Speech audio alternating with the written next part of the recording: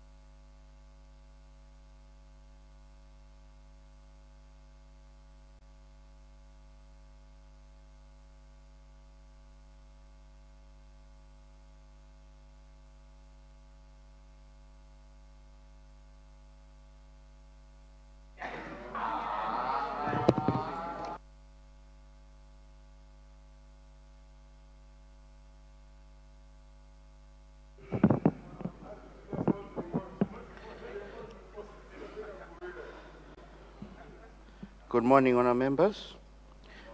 Let us pray.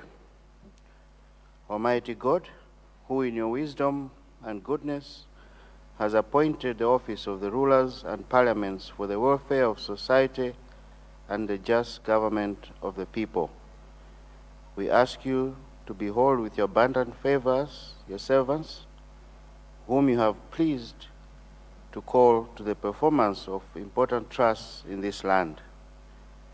Let your blessings descend upon us here assembled, and grant that we may treat and consider all matters that shall come under our deliberation in so just and faithful a manner as to promote your honor and glory, and to advance the peace, prosperity, and welfare of this country, and of those whose interest you have committed to our charge. Amen.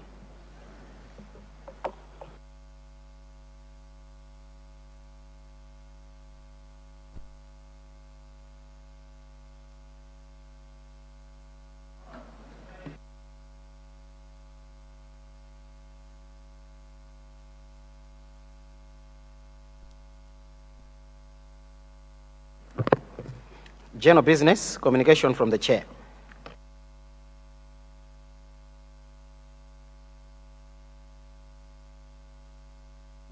Honour members, I have no communication, so as of now. Government business, motion on the President's address, that this House do agree with the address graciously delivered by His Excellency, the President, Professor Arthur Peter Mutharika, on Friday, 31st October 2025. Continuation of general debate. Thank you. Once again, good morning. Good morning. I thought I would get a heavy, energized good morning today. Honour members, let's continue our debate. Yesterday, before winding up, I had recognized Mulanje North, who had yielded the floor to a brother. And now let me start with Mulanje North. Being your maiden speech, I'll give you 15 minutes, Honourable. I'll be, after the Honourable Mulanje North, then I'll pick for the next round.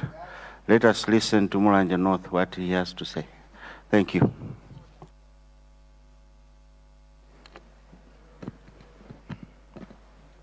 Thank you, Right Honourable Speaker, for giving the people of Mulanje North an opportunity to comment on the presidential address that was made in this House on 31st October 2025. Before I proceed to do that, allow me to congratulate His Excellency, the State President, Professor Arthur Peter Mutharika, for the resounding victory on 16th September 2025. He was voted by all Malawians from Nsanje to Chitipa, showing that the populace in this country have confidence in him. The win signaled a signature.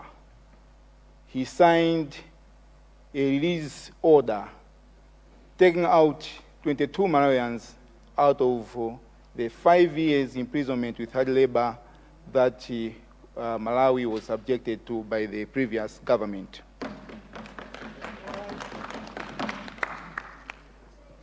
I would also like to congratulate you, Mr. Speaker, and your two deputies for being elected as the head of the legislature.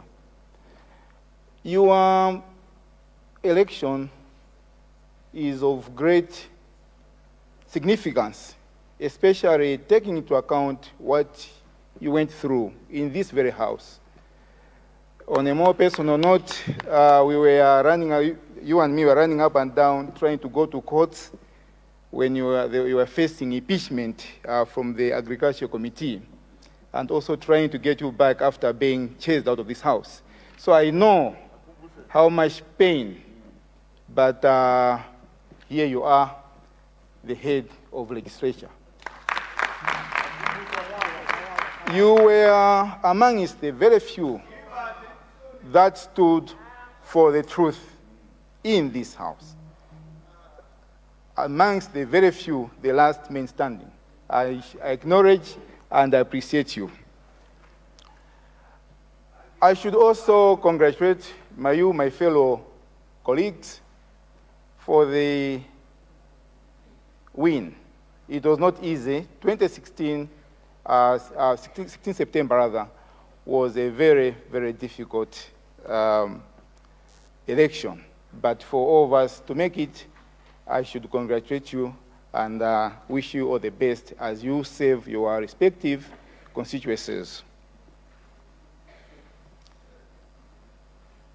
I should also extend my congratulations to the cabinet ministers that were appointed by His Excellency Professor Arthur Peter Mutharika to serve in his cabinet. I wish you all the best as you serve this great nation of Malawi.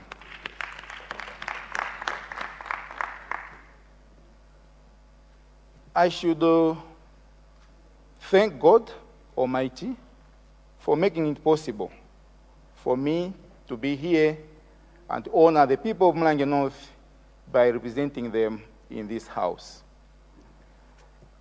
Again, I should thank the people of Mulanje North for giving me a clear mandate by the landslide victory that they gave me. I want to assure them and promise them that I shall not let them down. I shall serve with diligence to the best of my abilities, and I shall make them proud. My vision is to make sure that Mulanje North is developed and everyone benefits.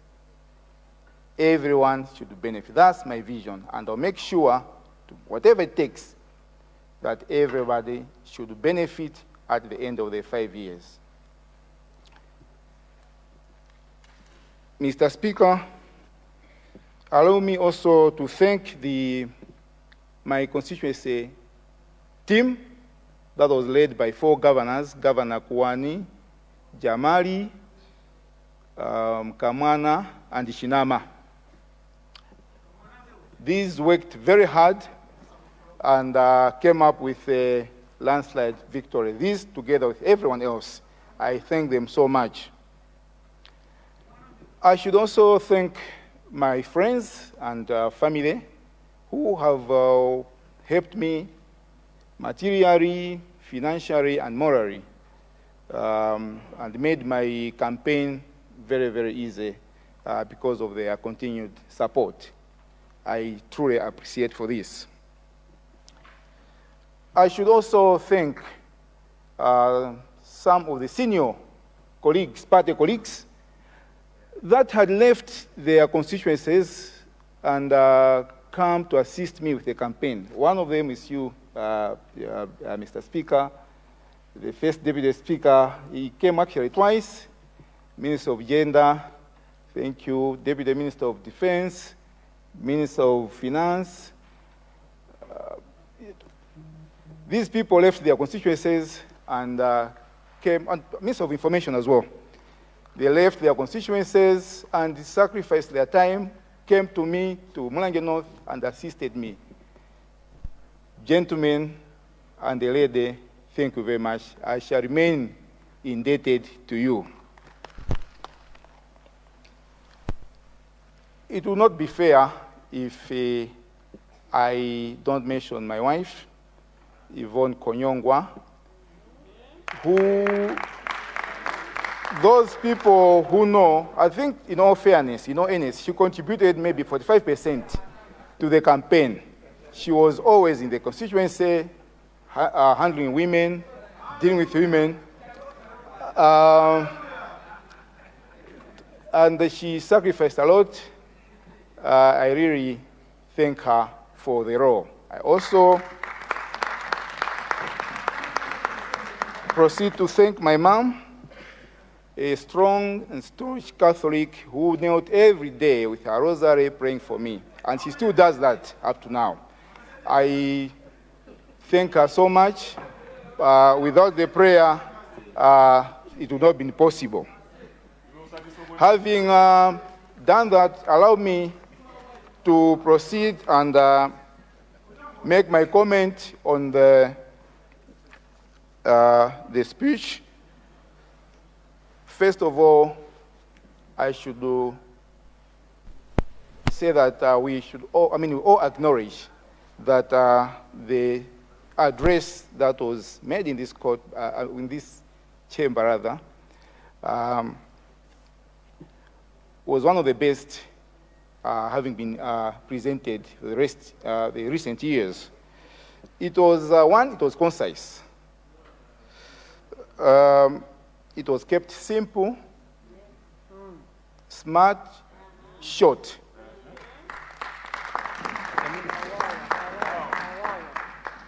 It made an honest assessment of the situation of the country. It offered precise solutions to the challenges we are facing. It was not too much, it was not too little, just enough. The speech highlighted, among other things, the challenges and also the priorities, the short-term solutions, mid-term solutions, and long-term solutions. This one, honorable members, even people in the constituencies were able to follow what was contained in the great speech. We should all be grateful for this wonderful speech address that was made in this house. Now, as I come after maybe a week, so many things have been said in this house. I would confine myself to very few issues that I would comment on. I think there are about 7. 1, the call for unity. 2, I think on issue, the hunger, the food security stroke hunger crisis, the public health, free education, CDF, public service management, and finally, the issue on the youth.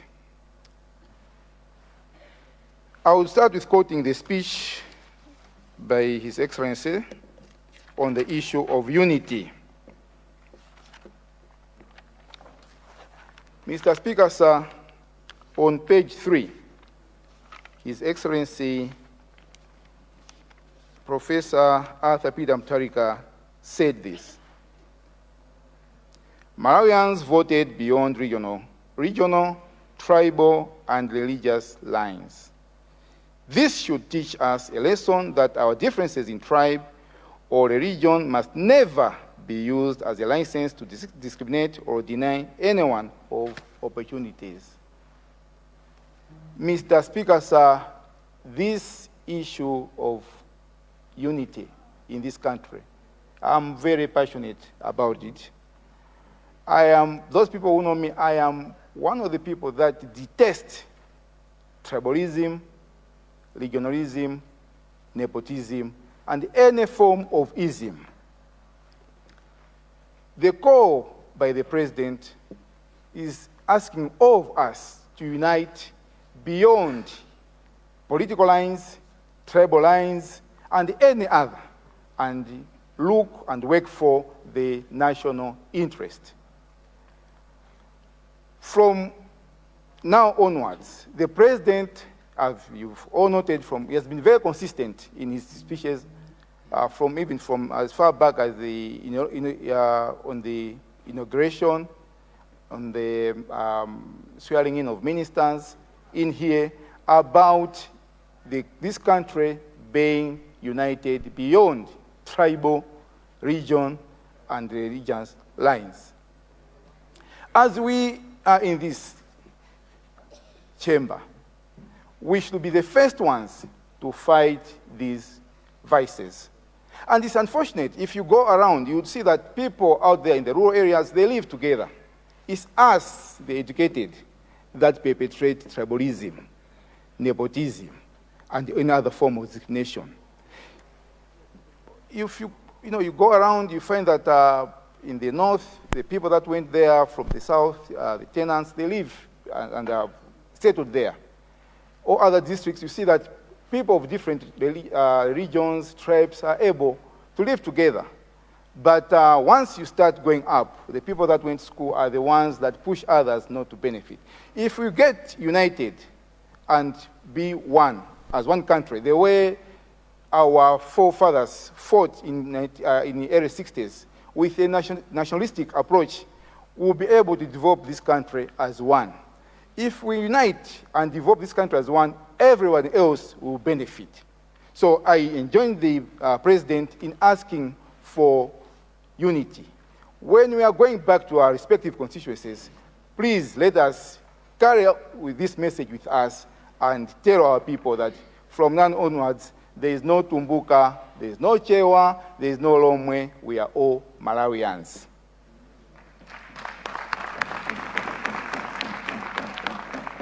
And I'm happy we have the Minister of Education amongst us. It's my prayer that in future, maybe our curriculum, we should put much more about the tribes of this country, so that learners should, from the early age, should know that we are one. The tribes should not separate us. The regions should not separate us. So that should be put in the curriculum so that from the early stage, kids should learn and love Malawi as a country and not look at each other as coming from a different tribe.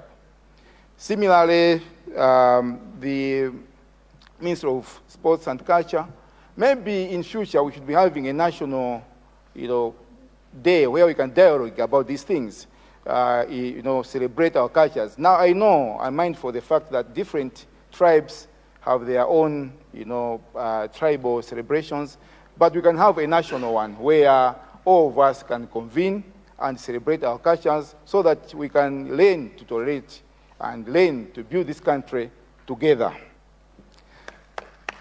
From the issue of unity, I go to the issue of food security. We people of Mulanje North are very, very grateful to His Excellency, the State President, for declaring that hunger as a disaster. And I'm also glad that from the initial 11 districts, now all the districts in the country. Mulanje North has been one of the districts that was and is worst hit by hunger. For the past maybe 5-6 years, people have suffered because of hunger. There have been a series of misfortunes, natural ones. There was a cyclone Anna, cyclone Kamba, cyclone Fred, then there's El Nino. So there has, for the past 5 years, people have not rested. There have been suffering. And the second deputy speaker can agree with me. When he came to visit, in one of the occasions, he said to me, in Mulanje Bale there is hunger, but here I think this is something else. He was able to see that the constituency is devastated by hunger. For the past years, people have been surviving on mango. So you cook mango and have a paste, which people have been eating. After mango, you shift to haka. The cucumbers are kind of different, different from the ones that are found here in the central region. They are kind of thick. From there, after they are finished, you move on to sweet potato. After sweet potato, then they eat the peels. You get the peels and take them to a maize mill and make flour out of it. This has been the life for the past 5-6 years. It goes on and on and on. Now you can imagine the excitement, the relief the people in the constituency have felt after the president has indicated that maize would be distributed, and we are very thankful to this. And this shows that His Excellency is very visionary, because the years I'm talking about, the 5 years, we had the government in place, the president in place, but you could not see that people are dying of hunger. It only took 2-3 weeks into the office for His Excellency, Professor Arthur Peter Mutharika, to assess the situation and declare that, oh no, there's a disaster, people, there's a hunger crisis. This is what we call visionary leadership.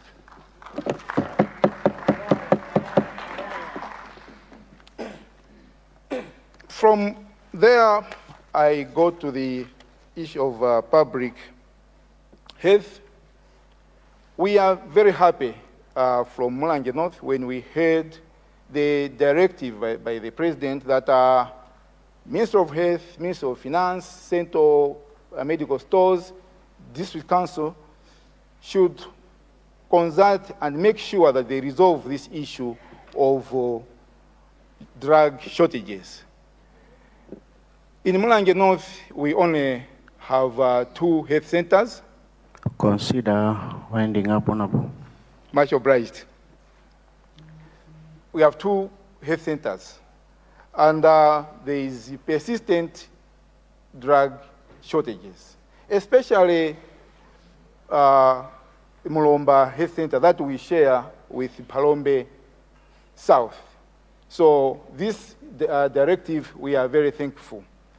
Then we go to the issue of CDF. We thank His Excellency for raising the CDF from 200 million to 5 billion. This, as the previous speakers have said, is a game changer. Mulanje North shall never be the same. We are ready for this. We have projects lined up, roads, houses for teachers, bridges, training for the youth so that when they receive their loans, they should be able to handle the businesses they are facing. So with this, Mulanje North shall transform. And we assure this House that once this money is made available, we will not take time, but go on the ground running. Again, before I wind up, there's one issue. Maybe you might have noted, there's one road that it has been mentioned by two different constituencies, Mulanje West and Palombe South. And me, I'm also mentioning the road of Mulomba, Nkando, Mulomba, Hiringa. This road is strategic. You can see 3 constituencies have mentioned it. Connecting 3 different constituencies is one of the most important roads, and we would want the Minister of Transport to consider this road, because this road was put on the budget in 2019-2020, but when the government changed, it was mysteriously taken out. And the people of Mulanje North are very bitter because they celebrated after they had seen the road on the budget. They actually traveled all the way from Mulanje, came here and delivered a petition regarding this road. So before I sit down, I would want to emphasize and pray that this road should be considered. As my sister from Palombe had said, there used to be a bus that used to pass there, but now it is like a garo. Even a bicycle, you cannot use it. In conclusion,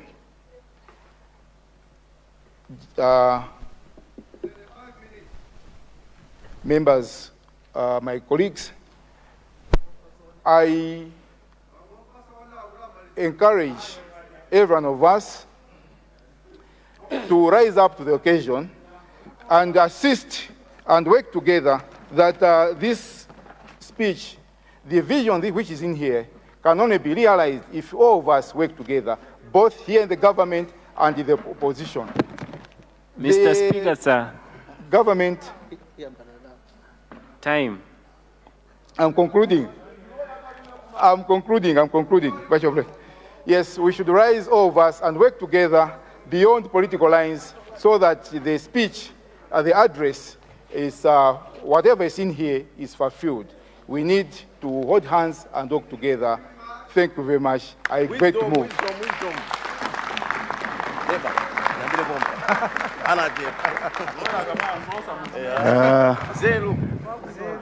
I allowed you extra few minutes because of what you did yesterday. Honourable members,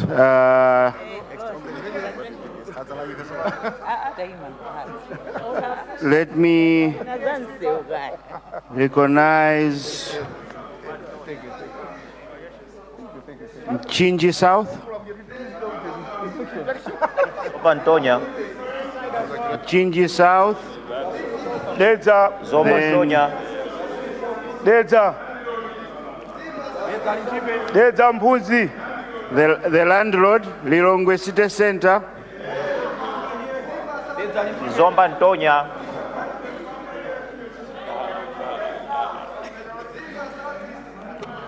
Let me have Chikwawa Central and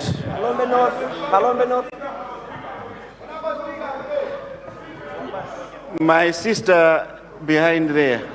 Your constituency? Mulanje Pasani. I'll come again, and I've seen you, but in that order, please. Let's start with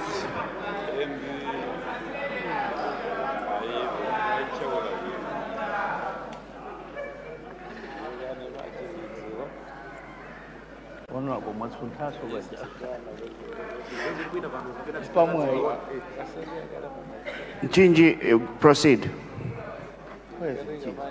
It's also your maiden speech, 15 minutes. Thank you so much, the Right Honourable Speaker. Before I say what I want to say, let me also join those who have already spoken in this House in congratulating the State President, Professor Arthur Peter Mutharika, for emerging a winner and becoming the 7th President of this country. On the same, Honourable Speaker, let me also congratulate you, the Speaker, and the entire speakership that includes the First Deputy and also the second deputy, for ascending victoriously to the highest office of the National Assembly. And of course, my fellow members here present. I know it was not a simple journey to be here today. Right Honorable Speaker, my face here represents the people of Mchinji South who does not food at the moment. You may wish to know. Right Honorable Speaker, why am I here in this august house today?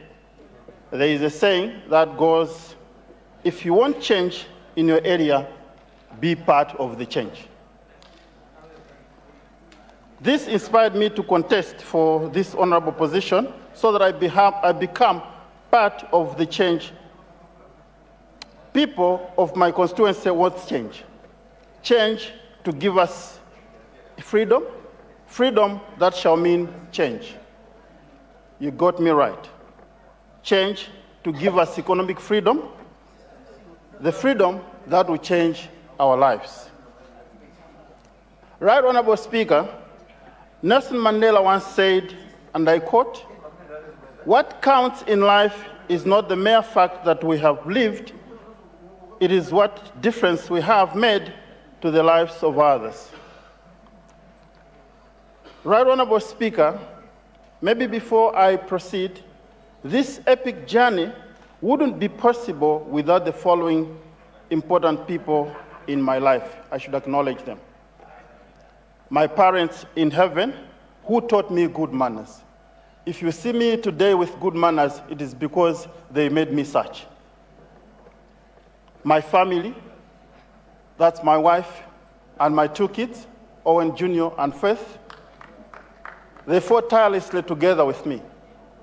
I remember very well when I lost the primary elections, my wife wept. And that made the trip to be stronger. My friends, there are friends who stood by me all the time. They were encouraging me materially and also giving me the support on how I can handle the pressure. The people that I work with, I'm a business person. During the campaign period, I would not go to the office, but the people that I work with stood up and worked tirelessly, diligently, and made the office as good as it was even before I left. The executive committee, the people that I worked with in the village, the chiefs, and everyone who partnered with me during this journey, I say thank you. I will not do better if I don't mention my predecessor, who at times gave me tips on how to win the election. I also thank her. Pivotal to all this, the voters and everyone in my constituency, I say thank you so much that you've made this trip possible. Right Honorable Speaker, it excites me that when I came to this honorable house, my name changed. The house now recognizes me as Mchinji South. This means, Right Honorable Speaker, that my name means good roads, my name means hospitals, my name means schools, and my name means food.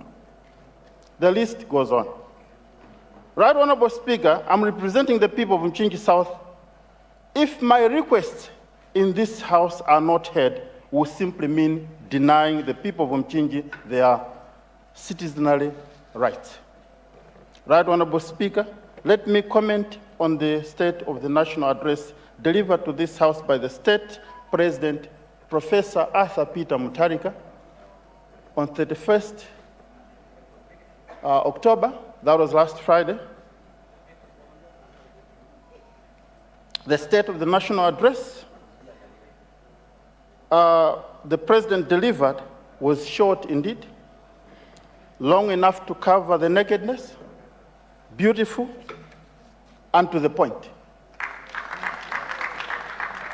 The question now that I get from the people from Mchinji are the responsible leaders like ministers walk the talk? The Right Honorable Speaker, as people of Mchinji South, we've seen ministers of education who failed to improve education. We've seen ministers of agriculture miserably fail to improve crop production.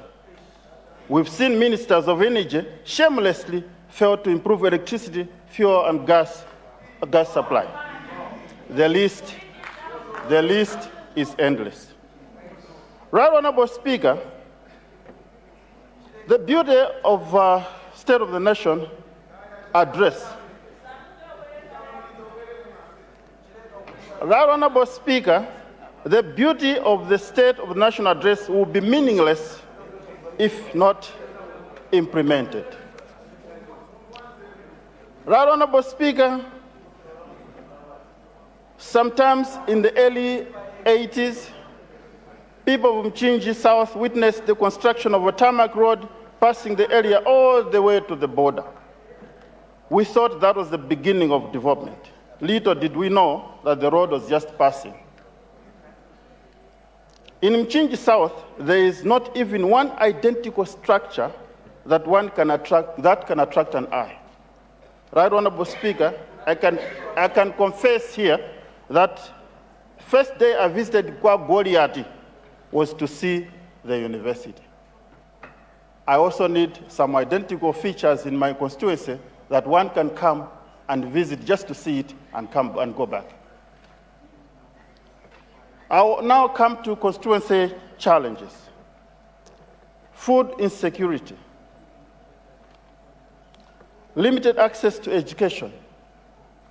A standard 1 pupil in my constituency walks more than 5 kilometers, for example, from Mankwala village to Kamwanya school.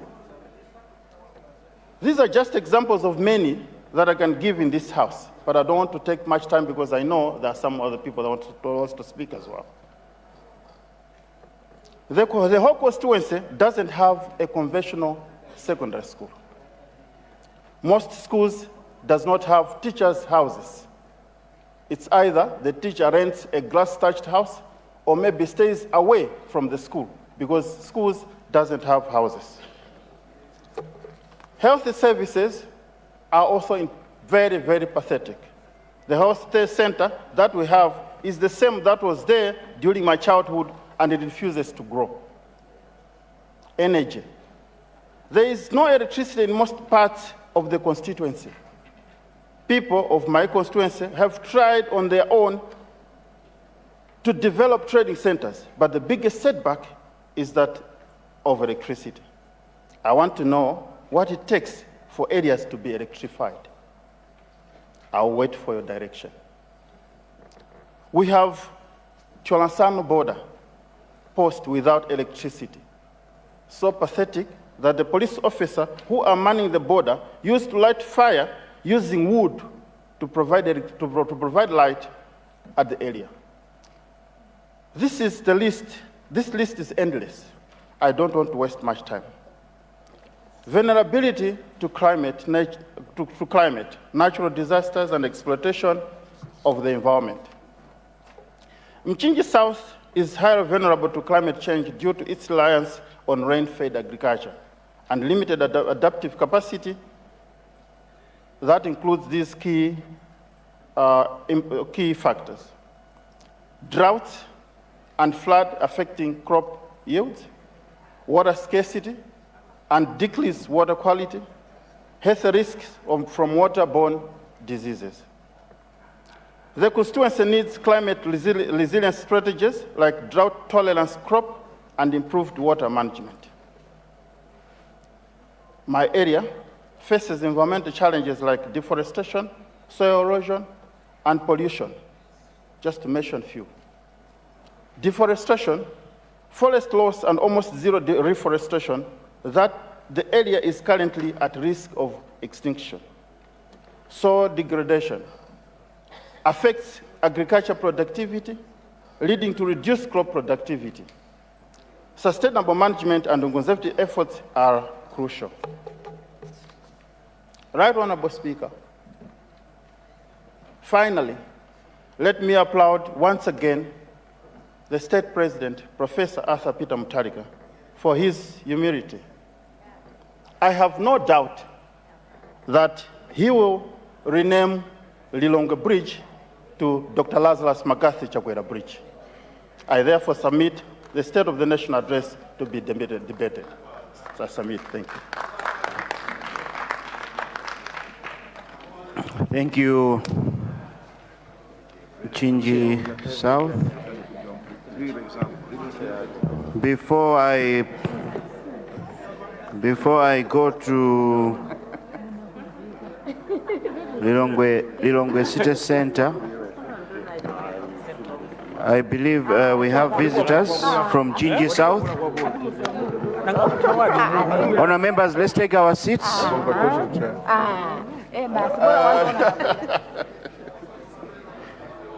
Chinji South, I believe you have visitors.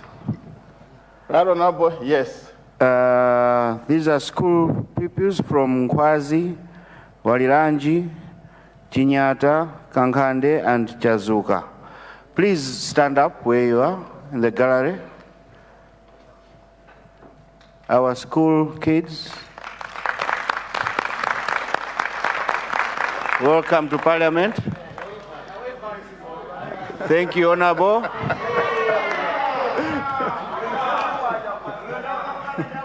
Thank you very much. You may take your seats. You are welcome to Parliament. Honourable Lilongwe City Center, the landlord, before you chase us, please take your stand, and you have 15 minutes. Thank you. Thank you so much, Right Honourable Speaker, sir, for giving an opportunity to the people of Lilongwe City Center to address the House. The people of this constituency to address the House. And let me welcome everybody in this House to our constituency. I had thought that maybe I should have been the first to speak as a landlord, but it's in order. Let me congratulate all the cabinet ministers on their appointment, but specifically, let me congratulate Honorable Mukito.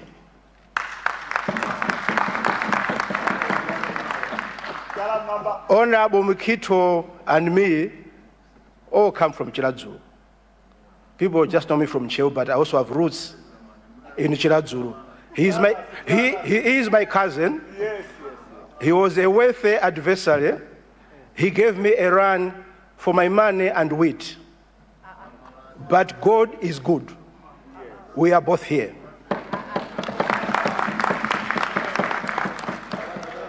I also wish to take recognition of Honorable Gia, who is a past member of Parliament for Lilongwe City Center constituency, and all people that came before him for keeping the constituency for me. I am here now, and I'm not leaving. Mr. Speaker, sir. Mr. Speaker, sir, I want to give gratitude to my family, my friends, relatives. Special mention should go to my wife, Chimwemwe. She's been there for me. And my mother, Madaro, she is my prayer warrior. My journey to being an MP hasn't been easy. It's because of prayers from these two women. Mr. Speaker, sir, this constituency is a very unique constituency in that it's both very urbanized, and we also have the poorest of villages in the constituency. I'm grateful as such to both block leaders and Mafumba Magazi for the assistance that they've given me to achieve my goals. I also wish to thank sincerely the voters for voting me as a member of parliament. In my duties, I will not be specific or choosy in who to serve, whether it's DPP members, MCP members, or any other party. I will serve them equally. For the chiefs, I need to make special mention to Sub-TA Chatata. This chief has been recognized as a chief for 3 years now, but there's been no formal appointment as such. I wish my brother, the Minister of Local Government, was here, but my prayer in that regard is that this should be formalized. And if possible, maybe just make him a TA.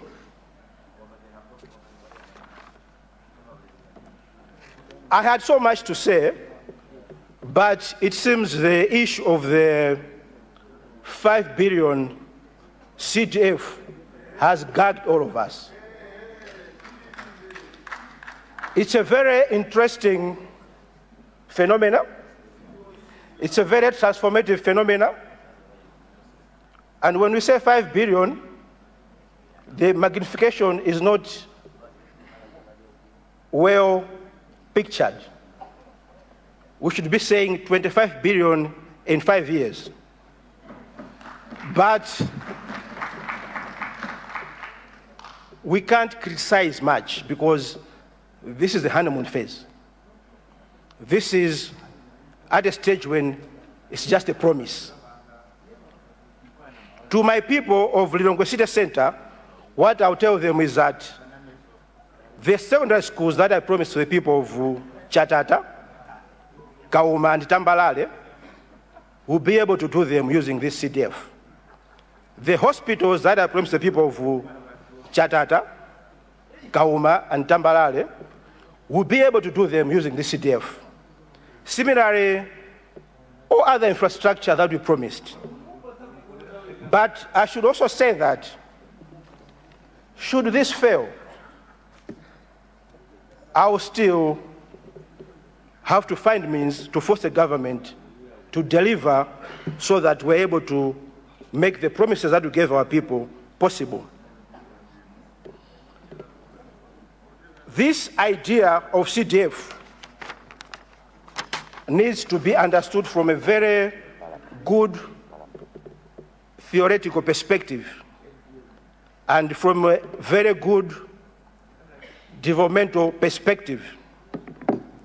We've had governments come and go with very good ideas, but every 5 years, it's like we're rebooting the country. I'm glad that yesterday there was a motion to statutarize CDF. I think that's what we need to do. Every good idea should be given the backing of a law so that whichever government comes should be in a position to follow it as a matter of law. Similarly, the issue of education. It's a very polarizing topic. We think that we cannot succeed, but when you look at it, there are countries that go with free education even up to tertiary level. We should not be thinking about whether it's difficult, but we should be thinking about what it is that we can do to achieve that which is difficult. In the same vein, you see, Mr. Speaker, sir, that I've now started to comment on the SONA. Brief, brilliant SONA. Concise. My comment would be that as every government comes, there should be a semblance of continuity in every SONA, especially the first SONA. You cannot take away the good things that Chakwera did. They are there. Just like the issue of education, the issue of CDF, even the issue of the standards of roads, standards of infrastructure, that the Chakwera government has put in place, we need to statutarize them. I am 50 years old now. I should confess, Mr. Speaker, sir, that the roads that we see in city center, in Lilongwe, going to Zuzu, the quality, even the width of the tar, everything is nothing that I've never seen before. That needs to be continued.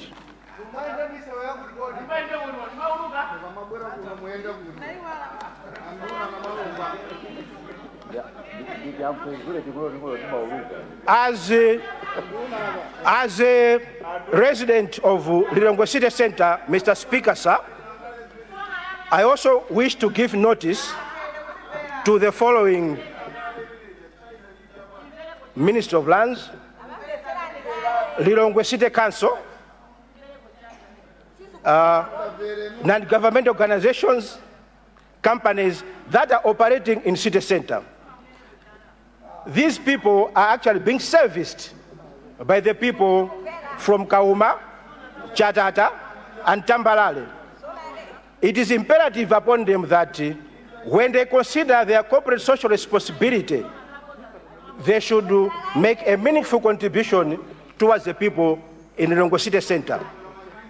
I'll be visiting them so that they can build a school, they can build a hospital, they can do so much. They can pay school fees. That would be my duty, and that's my promise to the people of Lilongwe City Center. As for Lilongwe Water Board, the biggest sewage in Lilongwe is at Kauma. So this is where we are taking all the waste from Lilongwe to Kauma.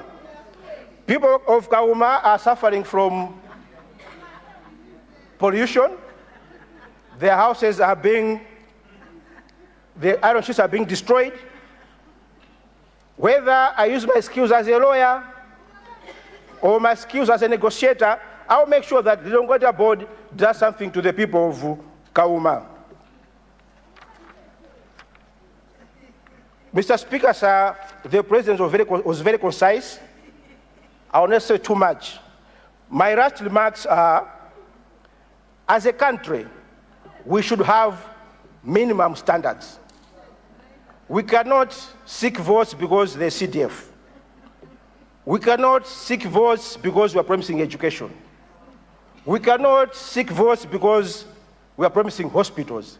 These are things that the people of Malawi, the people of Lilongwe City Center are entitled to. We should seek votes because we are promising much, much, much more.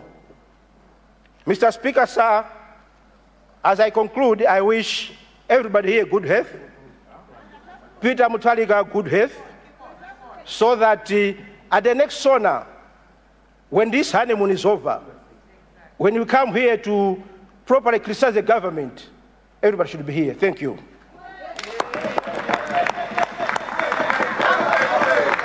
Thank you. Thank you. Lawyer azoneka. Kabela ngisabeleka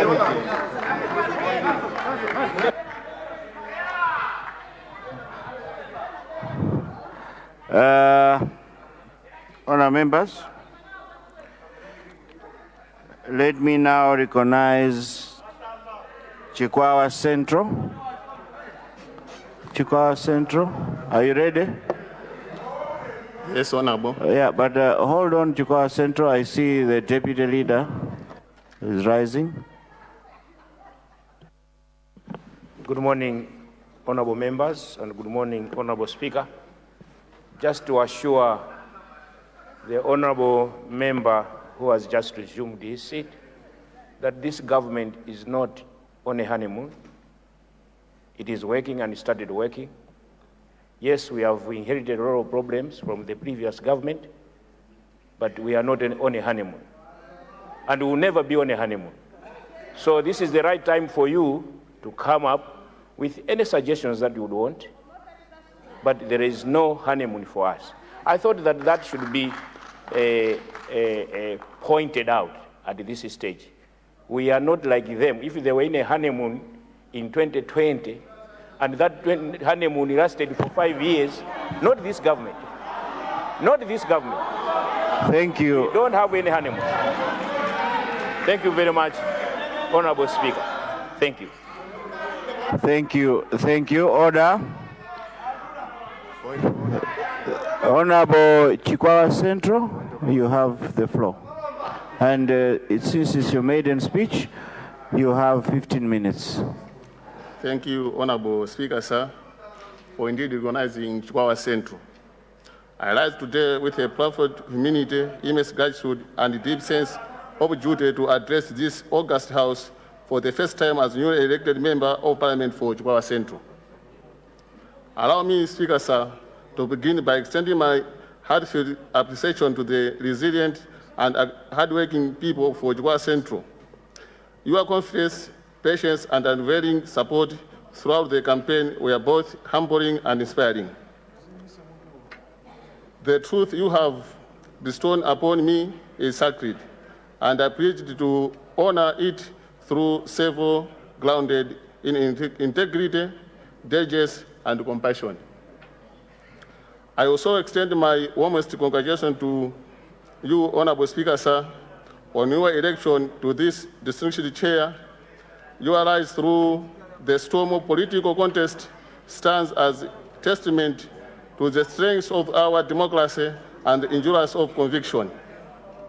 I equally congratulate your deputies, other members gathered in this House. Our presence here, regardless of political affiliation, demonstrates the democracy in Malawi lives, breathes, and strives. Above all, I congratulate His Excellency Professor Peter Mutharika, President of the Republic of Malawi, whose resounding election reflects the people's faith in tested and visionary leadership, a leadership that has delivered before and ready to deliver once again. Mr. Speaker, sir, our colleagues from that side promised the Malawian newly done 1 million jobs, reduced the cost of living, improved access to fuel and electricity, affordable fertilizer under the AIP, and prosperous, including economy. Honorable Member, I would like you to be raising up your head also so I can be able to see you on the TV here. I can just see, So please, thank you. Proceed. Thank you, Honorable.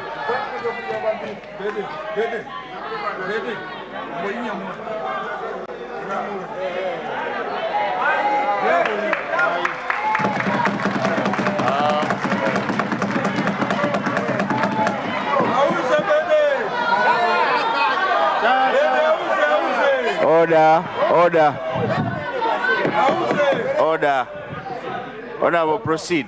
Honorable Speaker, sir, our colleagues from that side promised the Malawian new done 1 million jobs, reduce the cost of living, improving access to fuel and electricity, affordable fertilizer under the AIP, and prosperous, inclusive economy. Yet, years later, this promise remains unfulfilled. Instead of job, the youth remain idle. Instead of affordable living, prices of basic goods has soared, and instead of stability, we inherited queues of fuel and devalued currency. Instead of the only solution, they seem to know we are distributed Maheu and the devalue of the Kwaja only to impose more suffering Malawians. Let us be reminded, Mr. Speaker, sir, that this government, under the leadership of Nkulukuta Moyo, Professor Arthur Mutharika, has restored order, transparency, and accountability throughout genuine reforms. The open tender system, for instance, promote competition, transparency, and value for money is not fuel gate, as our colleagues would wish Malawian to believe. Those who introduce the G2G fuel deal must explain what lasting solution they brought, for it is under their watch that fuel shortage deepens and efficiency becomes norm. Mr. Speaker, sir, on development, The people of the Traditional Authority in Ndagwera, Masaya and Gatunga, do not ask for privilege. They ask for fairness. They want development that flows like mighty Shire River, inclusive and life-giving. For too long, our farmers have been trapped in cycles of poverty, working tirelessly only for their produce to be undervalued for exploitative markets. The reduction of the subsidy benefiting 1,100,000 households as subsidized rate of 10,000 per 50 kg bag restored the dignity of our smallholders farmers. It ensures that every farmer in Jukwa Central constituency can cultivate with confidence and contribute meaningfully to national food reserve. Integrity in the fertilizer supply chain will be maintained, safeguarding farmers from exploitation. Mr. Speaker, sir, on maize procurement, the allocation of 200,000 metric tons are meant for free distribution for 4 million Malawians is both compassion and pragmatic. For my people in Jukwa Central constituency, this means no family will go to bed hungry.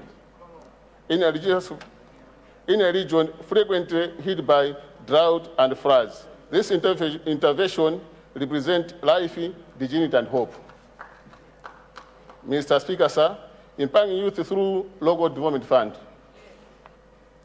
The reintroduction of reformed constituency development fund with 5 billion Malawi allocated annually per constituency marks a new chapter in decentralized and participatory development.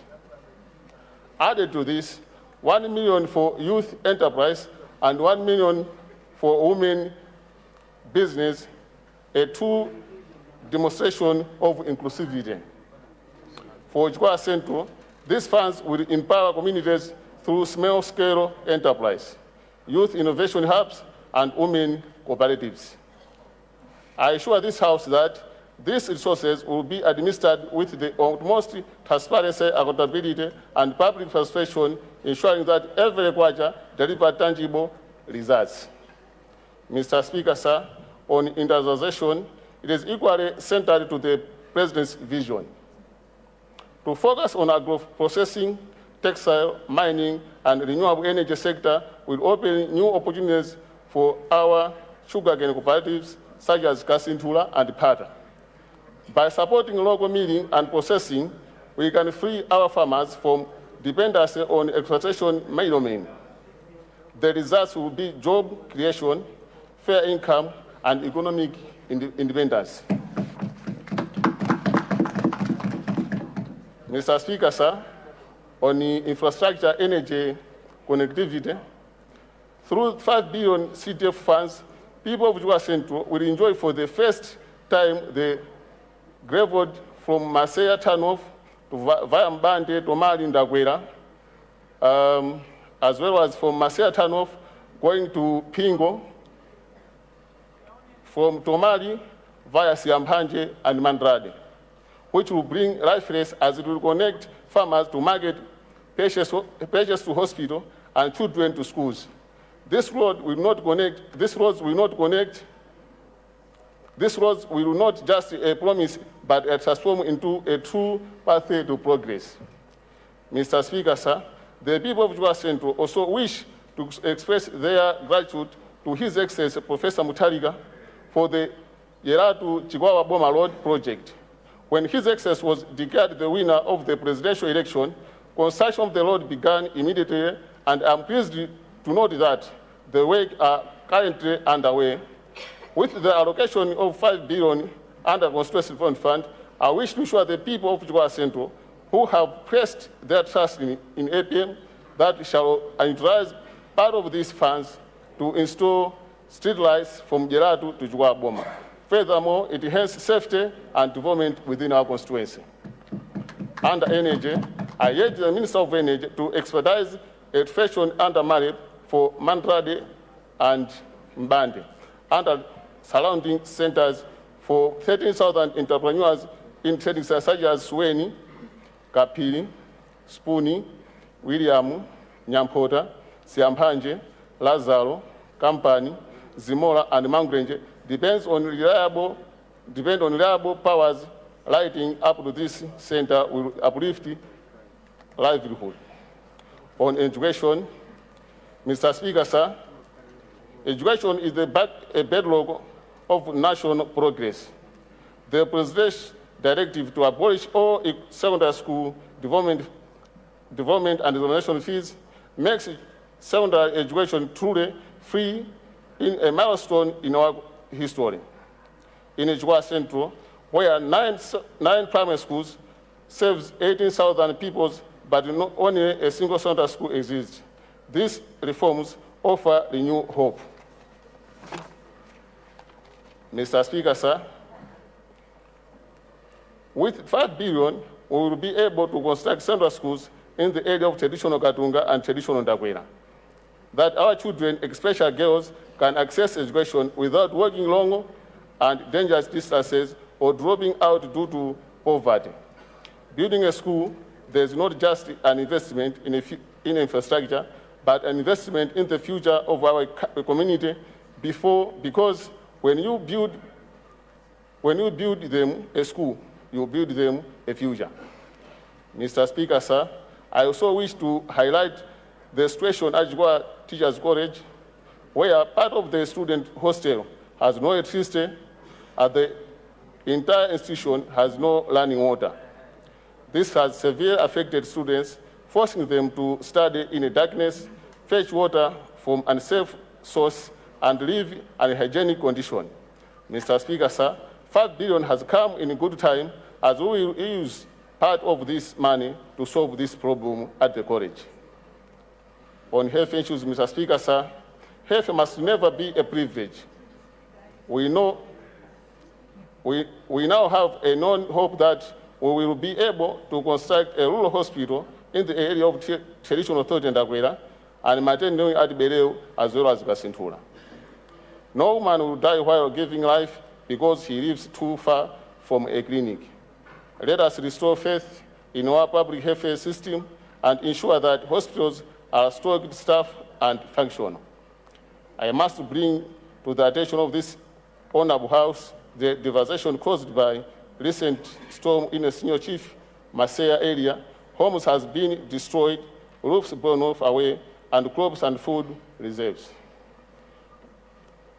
Watched areas in the traditional Masaya, Misiri, Kansejo 1 and 2, Zwazina, and Gapiri. Mr. Speaker, sir, on land issues, let me speak on land issues. The lifeblood of people in 1975, over 444,000 hectares were added to Lengo National Park. Then our population was small by then. Today it has been multiplied times over.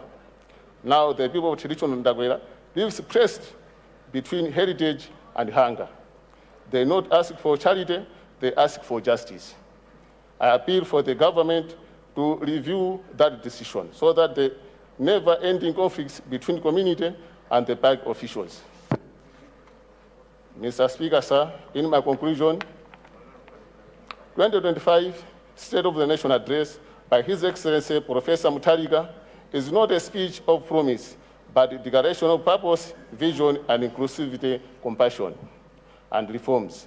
It speaks to every Malawian, the farmer, the teacher, the entrepreneurs, and the youth searching for hope.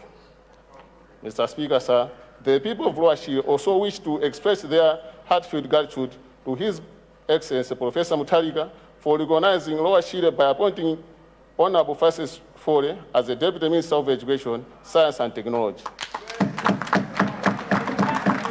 This thoughtful appointment has brought a great joy and pride to the people of the Shire Valley.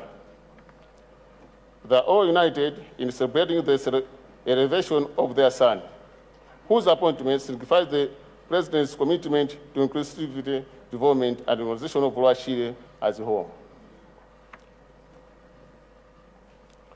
As I conclude, I extend heartfelt that to my family, traditional leaders, business fraternity, and faith leaders. Mr. Speaker, sir, I beg to move the motion. I support.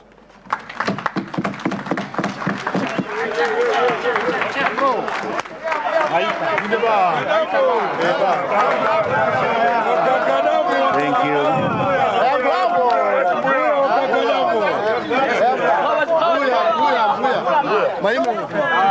Maibabada mbuya. Mbuya maibabada mbuya. Honour members,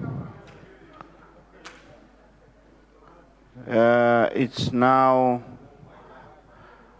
30 seconds to health break. I had recognized Mulanje, is it Mulanje Pasani as the fourth speaker? You will come in immediately after health break.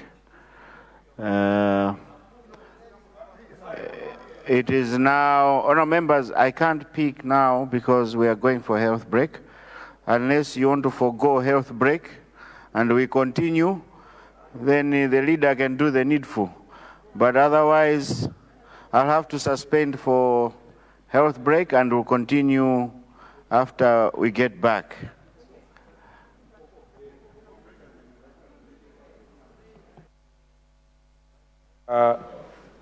Right Honourable Speaker, just to communicate the consensus between the front rows that we can forego the health break and we continue with the debate. But what we may ask is if you feel like you needed something, you can just go out, grab something and have it and come back. But we can continue with it. We submit. We rise. Thank you, Leader. I think that's a most sensible thing to do, being Friday. And since health breaks are not in our standing orders, I take it that we all agree to that. And thank you, Honourable former Minister of Health and Education, sorry. And we continue with Mulanje Pasani. You have 15 minutes since it's your maiden speech. Proceed, Honourable. Pasimoto.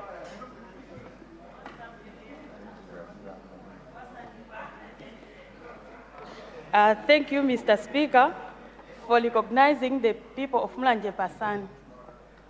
Let me begin by extending my sincere congratulations to His Excellency, the President, Professor Arthur Peter Mutharika, on his resounding victory in the recent election. This landslide win is a clear demonstration of the trust and confidence that the people of Malawi have placed in his leadership and his vision for our nation. Mr. Speaker, sir, let me also congratulate you and your deputies on your well-deserved election to preside over this honorable house.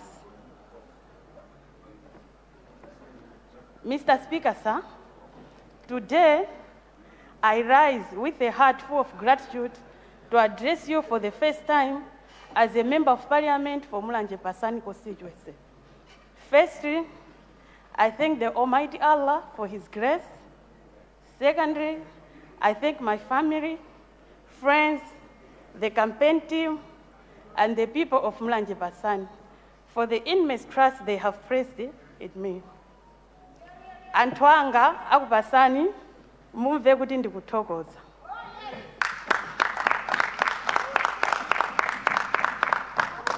Mr. Speaker, sir, I'm here because the people of Mulanje Pasani believed in a better tomorrow. A tomorrow where hard work is justly rewarded, where our children can freely attend a quality education, where we can enjoy quality medical facilities, well-maintained roads, and where every family can afford a meal on their table. Mr. Speaker, sir, I'm aware of a daily struggle that my people face. Our farmers are willing to commit to their work in the fields, yet the rising cost of fertilizer in recent years has hindered both their efforts and potential. Some farmers in Mulanje Pasani were given goats instead of fertilizer, with their coupons based on the claim that kumwera tilibe malo olima. On this note, Mr. Speaker, sir, I must thank His Excellency the President, Professor Arthur Peter Mutharika, for introducing the Farm Input Subsidy Program. This initiative will go a long way in alleviating food shortages and ensuring national food security, which we all know is the foundation for meaningful development. Mr. Speaker, sir, you are aware that education is a pillar of progress. With this in mind, I wholeheartedly applaud and strongly support the government plan of free secondary education. In Mulanje Pasani, I have witnessed firsthand bright young boys and girls forced to drop out of school due to lack of fees. I believe you will agree with me that every child, regardless of their origin, deserves a fair chance to attain an education and to succeed in life. Mr. Speaker, sir, the significance of investment in public health cannot be overemphasized. We must swiftly move to invest in our clinics and hospitals, which are in dire need of reliable medicine, adequate staffing, and better infrastructure. Mr. Speaker, sir, allow me to highlight a very serious challenge facing us in Mulanje Pasani at our Chambe Clinic, where pregnant women are unable to deliver in maternity ward during working hours because the ward has fallen into a state of disrepair. It has been a long time since any meaningful maintenance was done, and as a result, the facilities are no longer safe or conducive for mothers and newborns. It is heartbreaking that our women are forced to use the outpatient department for deliveries. This situation is undignified and unsafe for both the mother and the child. As a woman and a representative of my people, I find this concerning. No woman should have to go through the pain of childbirth in such a difficult and unhygienic conditions. We know that a healthy community is without doubt a foundation of a productive one. Mr. Speaker, sir, on a matter of a social support program, these programs are meant to transform lives, not to be used merely as campaign tools, as was the case in recent past, where the people of Mulanje Pasani constituency only received social cash transfer during campaign. Allow me, Mr. Speaker, sir, to express my deepest gratitude to His Excellency, Professor Arthur Peter Mutharika, and the DPP government for the visionary decision to increase the CDF to 5 billion per constituency. This bold and progressive move is yet another testimony of Professor Mutharika's unwavering commitment to empowering local communities and promoting equitable development across Malawi. The DPP government has once again demonstrated that it is a government that listens to the people and responds to their needs with action, not mere promises. We know in the past, tinalonjezedwa kuja katatu, yeti anthu athu amafa ndi njala. Mr. Speaker, sir, the people of Mulanje Pasani constituency are particularly delighted with this development. This increase in CDF will go a long way towards addressing the pressing challenges we face in Mulanje Pasani constituency, such as rehabilitating rural roads, improving our school infrastructures, expanding access to clean water, electricity, and constructing healthy facilities. And not forgetting the allocations of 100 million each for women and youth empowerment. This is a clear demonstration that the DPP government is not leaving anyone behind. It recognizes that women and young people are the backbone and the future of our nation.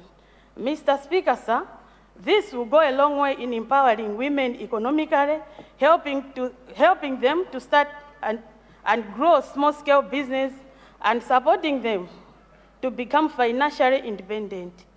For the youth, These funds provide a foundation to develop their talents, acquire skills, and create employment opportunities instead of depending on handouts.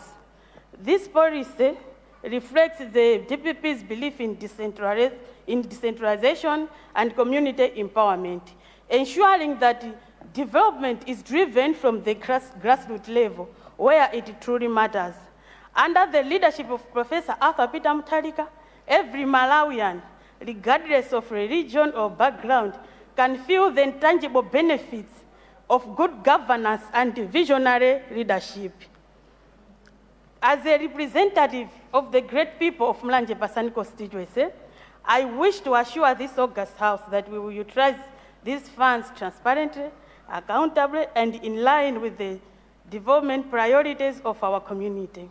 In the spirit of DPP's motto, development and prosperity for all. Once again, Mr. Speaker, sir, I stand here to applaud the DPP government for this timely and transformative decision. The people of Mlanje Pasani are grateful, and they remain steadfast in their support of Professor Arthur Peter Mutharika and the DPP's development agenda for a prosperous Malawi. With these remarks, Mr. Speaker, sir, we, the people of Mlanje Pasani, support the SONA. Thank you so much. Well done. Thank you, Mulanje Pasani, and well done. And our members, I will take another 3. Let me try and balance up.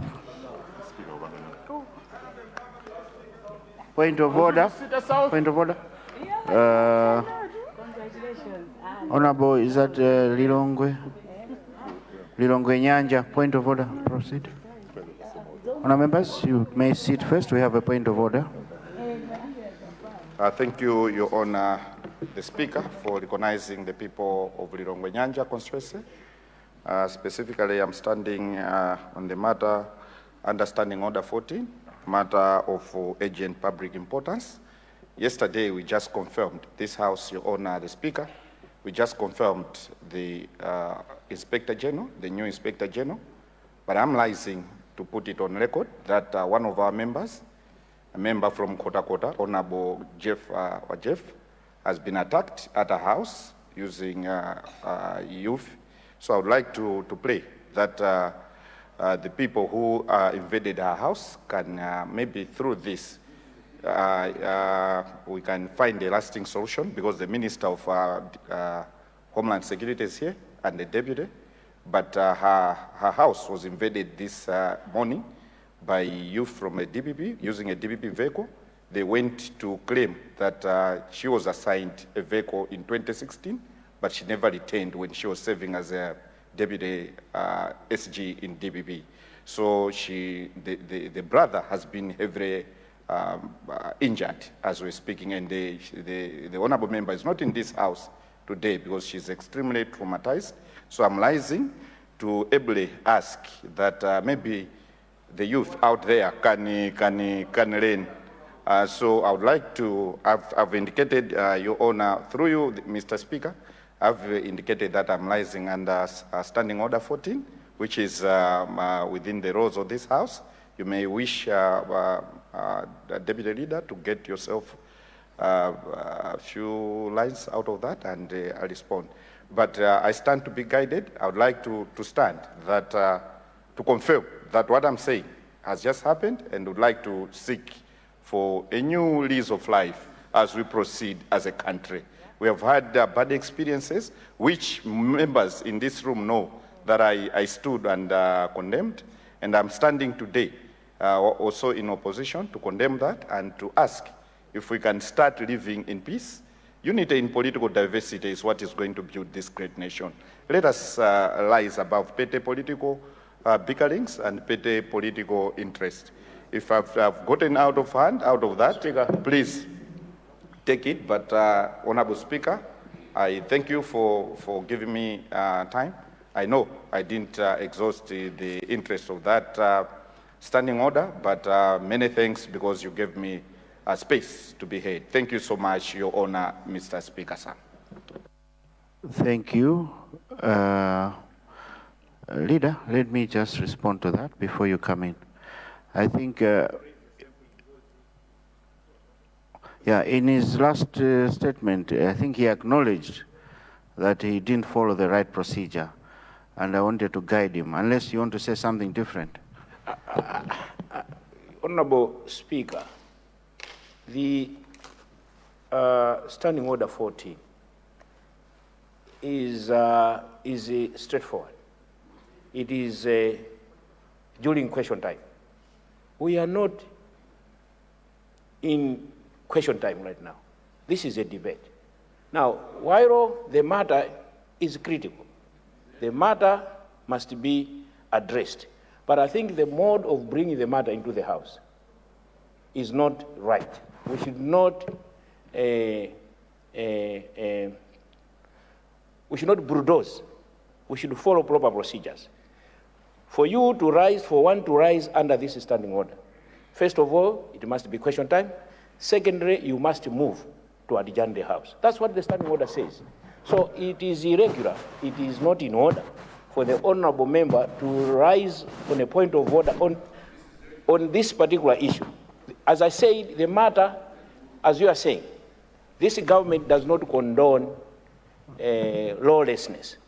It does not condone lawlessness. And if there are certain individuals that they would want to be wearing the cap of DPP and they would want to be causing havoc, that we detest. But the mode of bringing the matter here is what is irregular. I wanted us to address that. I submit, Honorable Speaker, sir.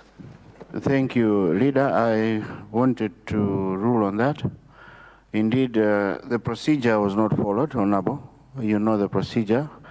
If you fill the form and do the procedure, we can look into that. But also, listening to your speech, I don't think that we can get involved at this time. It looks like it's more personal. You said she took a car and she's not giving a car. So we can't be talking about all these incidents in Parliament. Later, if there's a problem, report to the police. If the police are not assisting you, bring that to our attention.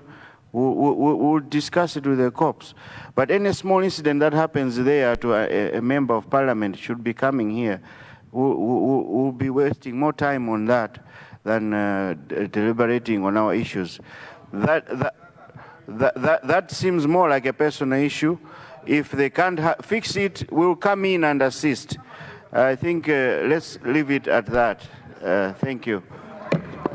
I see Minister of Defense rising. Thank you, Mr. Speaker, for giving me the opportunity.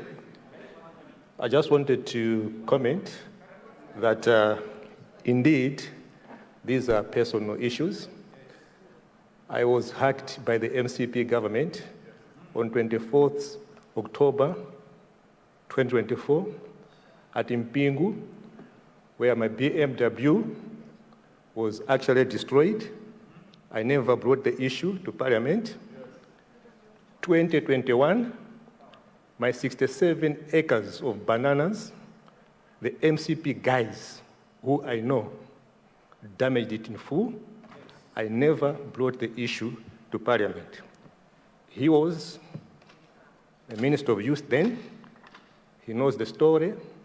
But personal issues are to be dealt outside Parliament. So don't act clean. MCP, you are full of blood. MCP, you are damagers. Don't paint DPP in that vein. Personal issues should be dealt outside Parliament. I submit.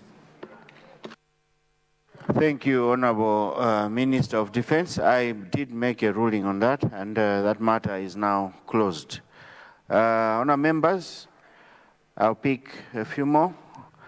I'll start with Nchisi East.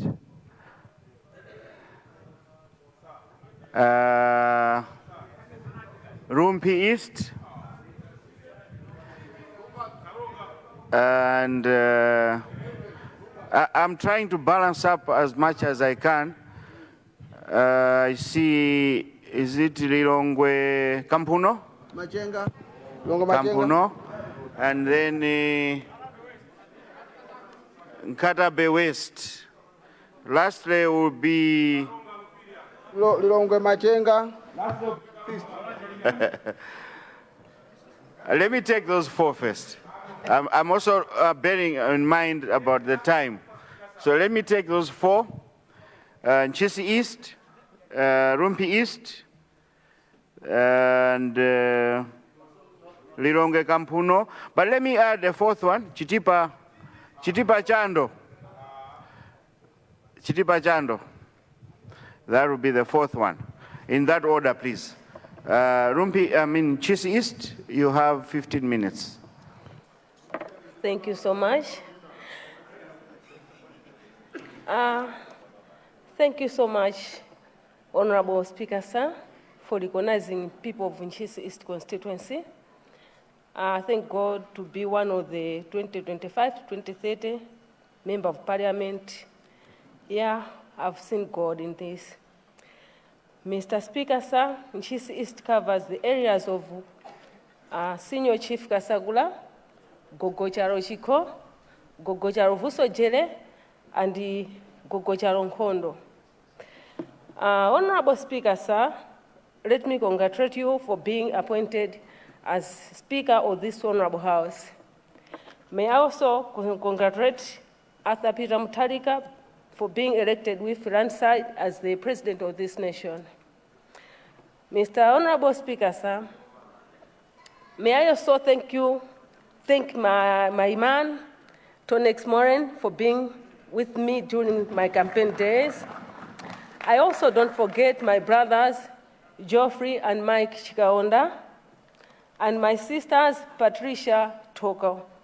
And I can't forget my daughter, Bena, because she was there always for me. Mr. Speaker, sir, I cannot sit down without mentioning my cousin, Sam Adipatsa in Kasungu, and Masauso Jaminju in Nkotagota. I can't forget Nyamara Wanga Wanjinga, Edward, and Aunt Anna Smarty. I don't have a singanga. Mr. Speaker, sir, I would like to concur with my fellow honorables who have spoken before me about the hunger situation in the constituencies. Mr. Speaker, sir, my constituency was equally hit by dry spell, and as I'm talking right now, my people have no food. Mr. Speaker, sir, the hunger situation in my constituency is worse, but I'm sure that the minister responsible for this will look to I even have the letter from the TA. Mr. Speaker, sir, I would like also to ask the government to open some ADMAC depots that are dying the natural death, like Chintembwe and the Chimbindu ADMAC. Before I proceed, this is the letter from our Senior Chief Kasakula to the Office of Senior Traditional, to the Director of Agriculture Services in Nchisi District. Here it reads, I like on behalf of the people of Kasakula to request an increased number of affordable inputs program AIP beneficiaries for 2025-2026 growing season. Our area experienced the prolonged dry spells during the 2024-25 growing season, which greatly affected crop performance and led to very low yields. As a result, most households harvested very little and currently facing serious food shortages. Almost 90% of families are now relying on buying food from markets, which has put them under severe financial pressure due to the rising cost of maize and other basic commodities. This situation has worsened poverty levels and deepened food insecurity across the area. Furthermore, Kasakula continues to experience extremely hot water from conditions similar to those in Nkotagota district.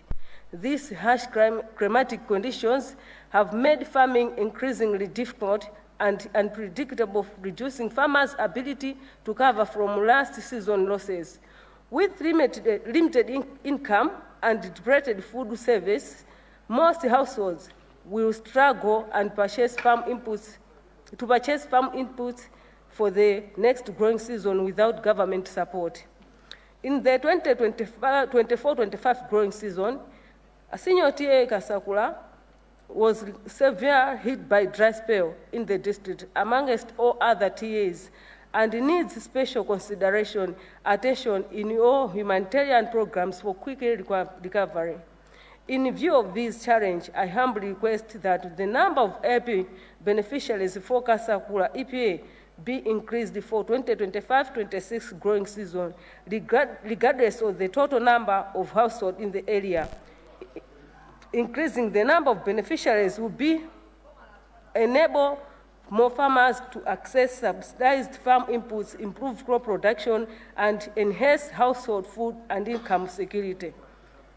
Your favorable consideration of this request will be highly appreciated.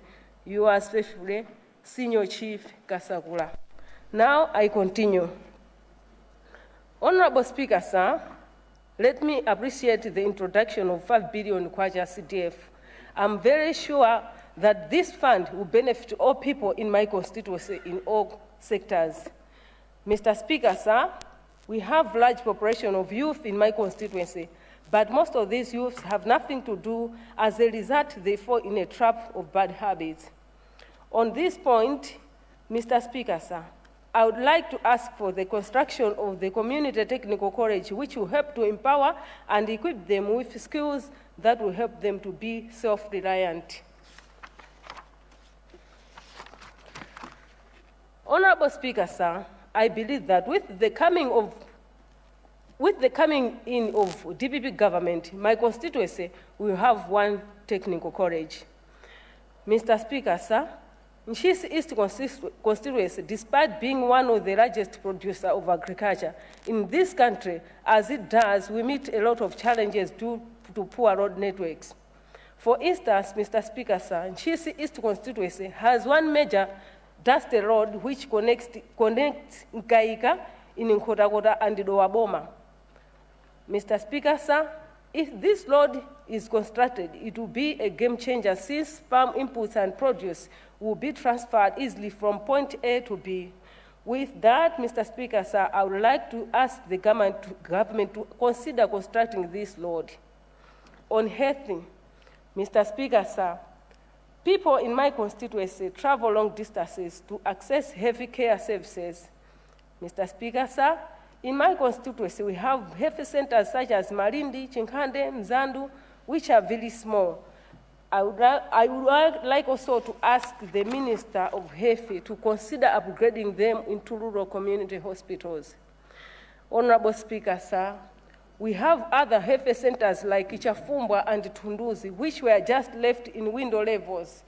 I think this one is from 2014 up to now, and the other one in 2022, which were just left in window levels. Mr. Speaker, sir, these health centers need to be completed.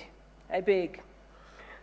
Honorable Speaker, sir, on water and sanitation, women and girls do travel long distances to fetch water from local Zisime.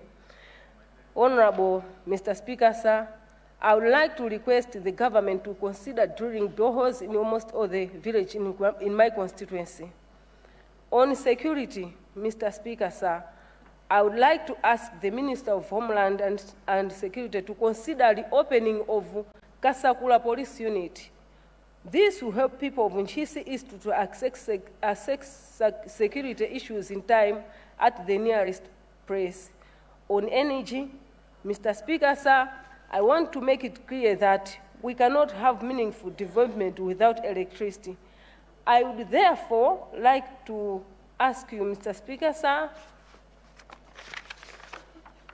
to ask the minister responsible to consider electrifying the following trading centers: Chimbindu, Chaola, Kawanga, Katete, Chafumbwa, Malindi, Chagalawanda, Nyanga, and Kalila. Honorable Mr. Speaker, sir, with these few points, people of Nchisi East do support the SONA and believe if it will be fully implemented, people's lives will never be the same again. Thank you so much, Mr. Speaker, sir.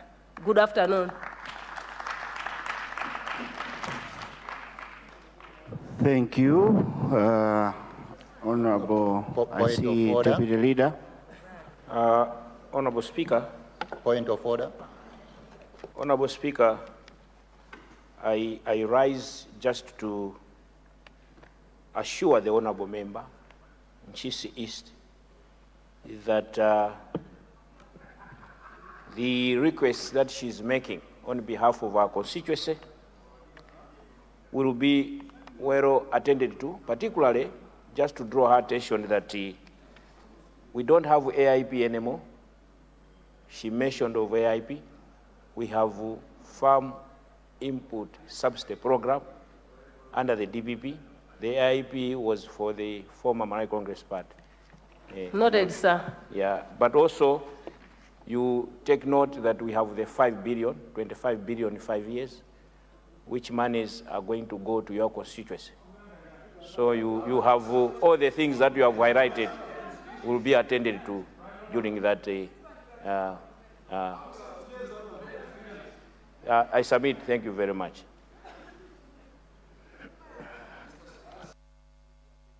I think, thank you, Leader. I think that was just a matter of correction on the name for the subsidy program. Otherwise, that is her maiden speech, and let it remain as such. Let me now recognize Rumpi East. Rumpi East, you have 15 minutes since it's your maiden speech. And I also point of order. Believe that you have guests from your constituency. Make sure that they hear you properly. You have 15 minutes. Go ahead. Thank you for recognizing the people of Rumpi East constituency to respond to the address delivered by His Excellency Professor Arthur Peter Mutharika on Friday, the 31st October 2025. Mr. Speaker, sir, allow me to congratulate you and your deputies for being elected to these important positions in Parliament. I am also extending my congratulations to all honorable members for winning the just ended elections. Mr. Speaker, sir, today as I arise to deliver my maiden speech in this distinguished chamber, I do with profound gratitude, deep humility, and a heart overflowing with thanks to God Almighty, who has guided my steps from humble beginnings to this honorable platform of national service. Mr. Speaker, sir, I come from a family of 6 children, 4 boys and 2 girls, raised by a single mother after a painful divorce that tested the strength and faith of our household. We were not born into privilege. We were born into perseverance.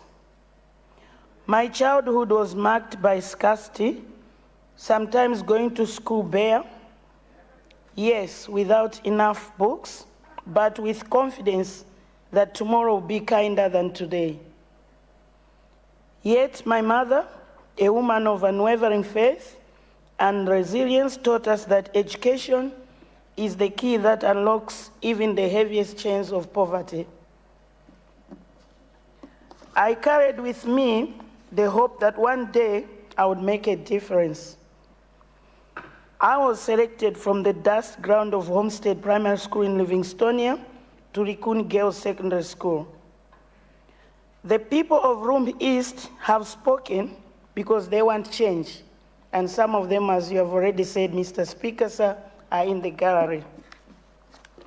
The 5 billion Constituency Development Fund will indeed improve the Chiweta Mlowe Road, the Mlowe to Msuk Road, the Tumbi Mpompa Road, the Pwezi Uzumara Road, the Chitimba Livingstonia Gorodi Road, and also we will upgrade the Chitimba and Muzokoto health centers to rural hospitals. Mr. Speaker, sir, the voice echoed in our President's address has restored hope in the people of Rumbi East constituency. Because the SONA aims at finding solutions to the problems in my constituency. My constituency is unique and beautiful in that it is surrounded by all the natural resources, including the M1 Northern Corridor, the 5 mining sites, Chombe 1 and 2, Mchenga, Nshuka, and Mzari. And yet, it is a constituency that is disaster prone, but doesn't benefit much from the allocated Dodima and MVAC resources. But thanks to our president, because he's a listening president, yesterday we saw that Rumbi district has been included among the districts that were considered in the MVAC resources. My constituency has no hospital, no boarding school, no bank, no service fuel stations, and no commercial market. It is a constituency that contributes a lot to the economy of this country, and yet we don't enjoy the economic benefits as other constituencies in Malawi. Therefore, my main goal, Mr. Speaker, sir, is to see fair play. My constituency expects good roads, better schools, and enough teachers' accommodation, quality health care, and workable policies. Mr. Speaker, sir, fighting for fair is in my blood, and so is the President's address, where he strongly reminded honorable members to apply the professional principle of placing the national interest above personal gains. It was at Likuni Girls Secondary School that the spark to save healthcare was lit in me. That dream led me to Malawi College of Health Sciences and later to St. John College of Health Sciences in the north, where I earned my bachelor's degree in mental health and psychiatric nursing. My journey did not end there. I was privileged to serve my country in the Malawi Defense Force, a career that taught me discipline, courage, teamwork, and patriotism. Later, I became a lecturer at a nursing college, shaping the next generation of health professionals. I also served with AMREF Health Africa for 3 years, experiences that sharpened my understanding of our nation's health and social challenges.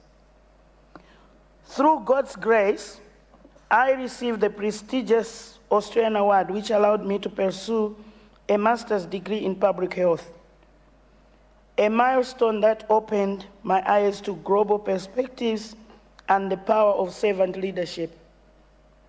It was during this time of reflection that the dream of joining active politics was born in me.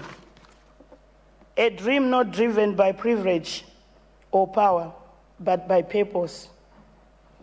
Mr. Speaker, sir, I stand here today not as someone who had it easy, but as someone who walked through the valleys of poverty, rejection, and limitation, and yet refused to let these valleys define my destiny.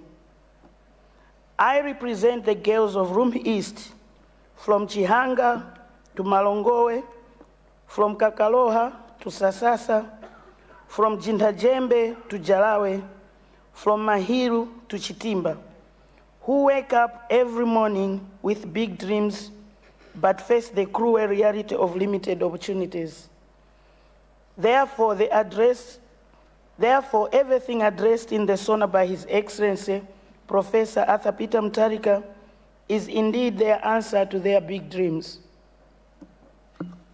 I stand here for the widows and single mothers who raise children with the hope as their only inheritance. I stand here for the youth of my constituency, intelligent, ambitious, and hungry for change. Mr. Speaker, sir, the DPP's campaign slogan, "Return of Proven and Trusted Leadership," was not a political statement. It is a moral commitment. It means this government will strive for schools that educate not just the privileged, but every child. It means this government will support healthy facilities that heal with dignity.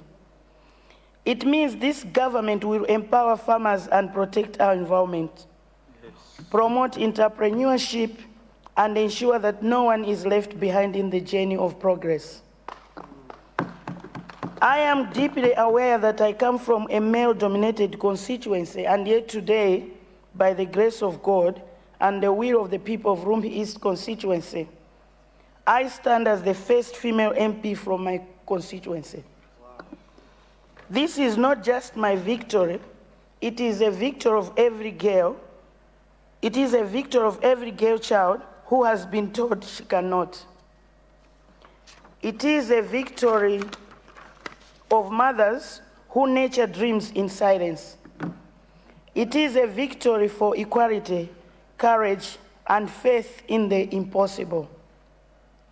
As a daughter of this land, I bring to this august house not just my voice, but my heart. I bring empathy, listening, and the strength that comes from nurturing life in difficult times. My service will be rooted in humility, grounded honesty, and guided by the fear of God. Mr. Speaker, sir, from the sacred oath of public trust I undertook 2 weeks ago, I seek the support of this House and the goodwill of the people of my constituency and all Malawians. Together, let us prove that leadership is not about titles, but transformation. It's not about power, but purpose. It's not about wealth, but the welfare of the people. In closing, I dedicate this milestone to my late mother, Bina Tindwa, who once told me, "My daughter, you may be poor today, but if you keep faith and education close to your heart, the world will one day hear your voice." Yes. Today, the voice speaks not for me alone, but for all people who believe that with God, with courage, and with hard work, no dream is too distant, and no background too humble to reach the highest of destiny.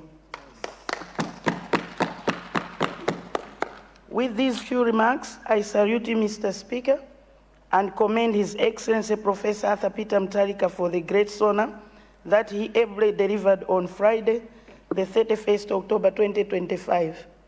May God bless my constituency, may God bless this august house, and may God bless Malawi. Thank you, Mr. Speaker.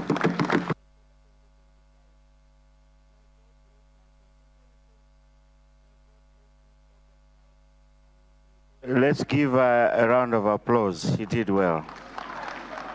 Thank you. Thank you, Rumpi East. Rumpi East, let me also take advantage to ask your visitors to stand.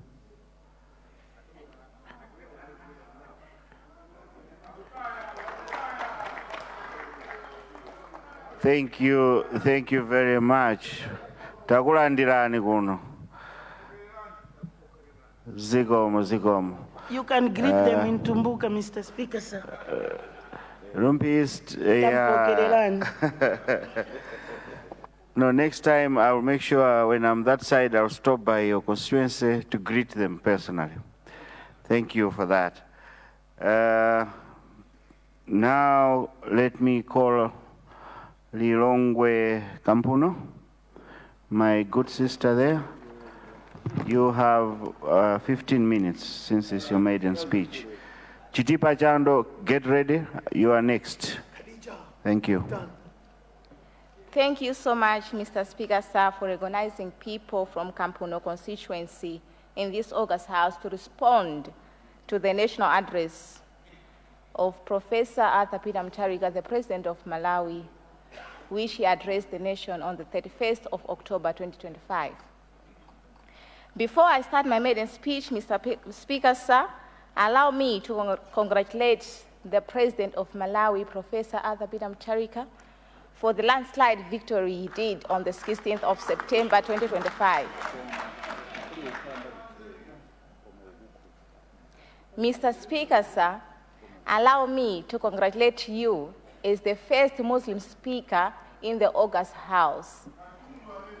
On behalf of Muslims in this August House and all Muslims in Malawi, we say congratulations.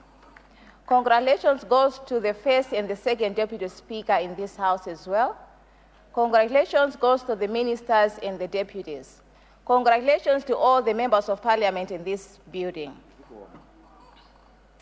Mr. Speaker, sir, let me also congratulate people from Kampuno constituency for electing me, Khadija Leah Chunga, as the Member of Parliament, Maliro Opanda Mpingo. It was not easy, but because of God, Allah, who helped me to come in this house.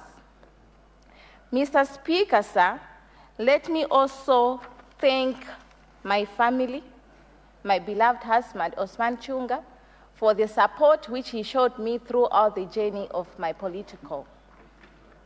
Mr. Speaker, sir, let me also thank to my beloved two TAs, TA Maridi, TA Mbatarika, for the endless support they showed me. Mr. Speaker, sir, we have got lots of seniors in my constituency which showed support to me. Senior Chisenga, Bwemba, Chisapo, Nsewa, Mwanamanga, Chinyama, Ambilizi, Kadewere, and so on. Mr. Speaker, sir, the whole constituency of Kampuno, they trusted me. Though I'm young, a Muslim, a woman, it was not easy, but they supported me and gave me a vote on 16 September. I don't take it for granted, but I have to say thank you to people of Kampuno constituency. My campaign team, Team Khadija, Team Independent, I appreciate you, Mr. Kaipa, the constituency chairman, Mai Matemba, Nofita Bonga, Nima Ugonda Riweyo, Ambuye Azudalisa Ninose, Born Free Team, Chisapo Zone, I love you girls. Mr. Speaker, sir, I wouldn't be grateful enough if I don't mention the former minister, the former MP of Chikwawa Nkompedzi, Honorable Abida Siddiq Mia, for the endless support she showed me. It is unfortunately she's not with us in this parliament, but she really tried her best, and I'll call her my destiny helper with whatever support she showed me through my political journey.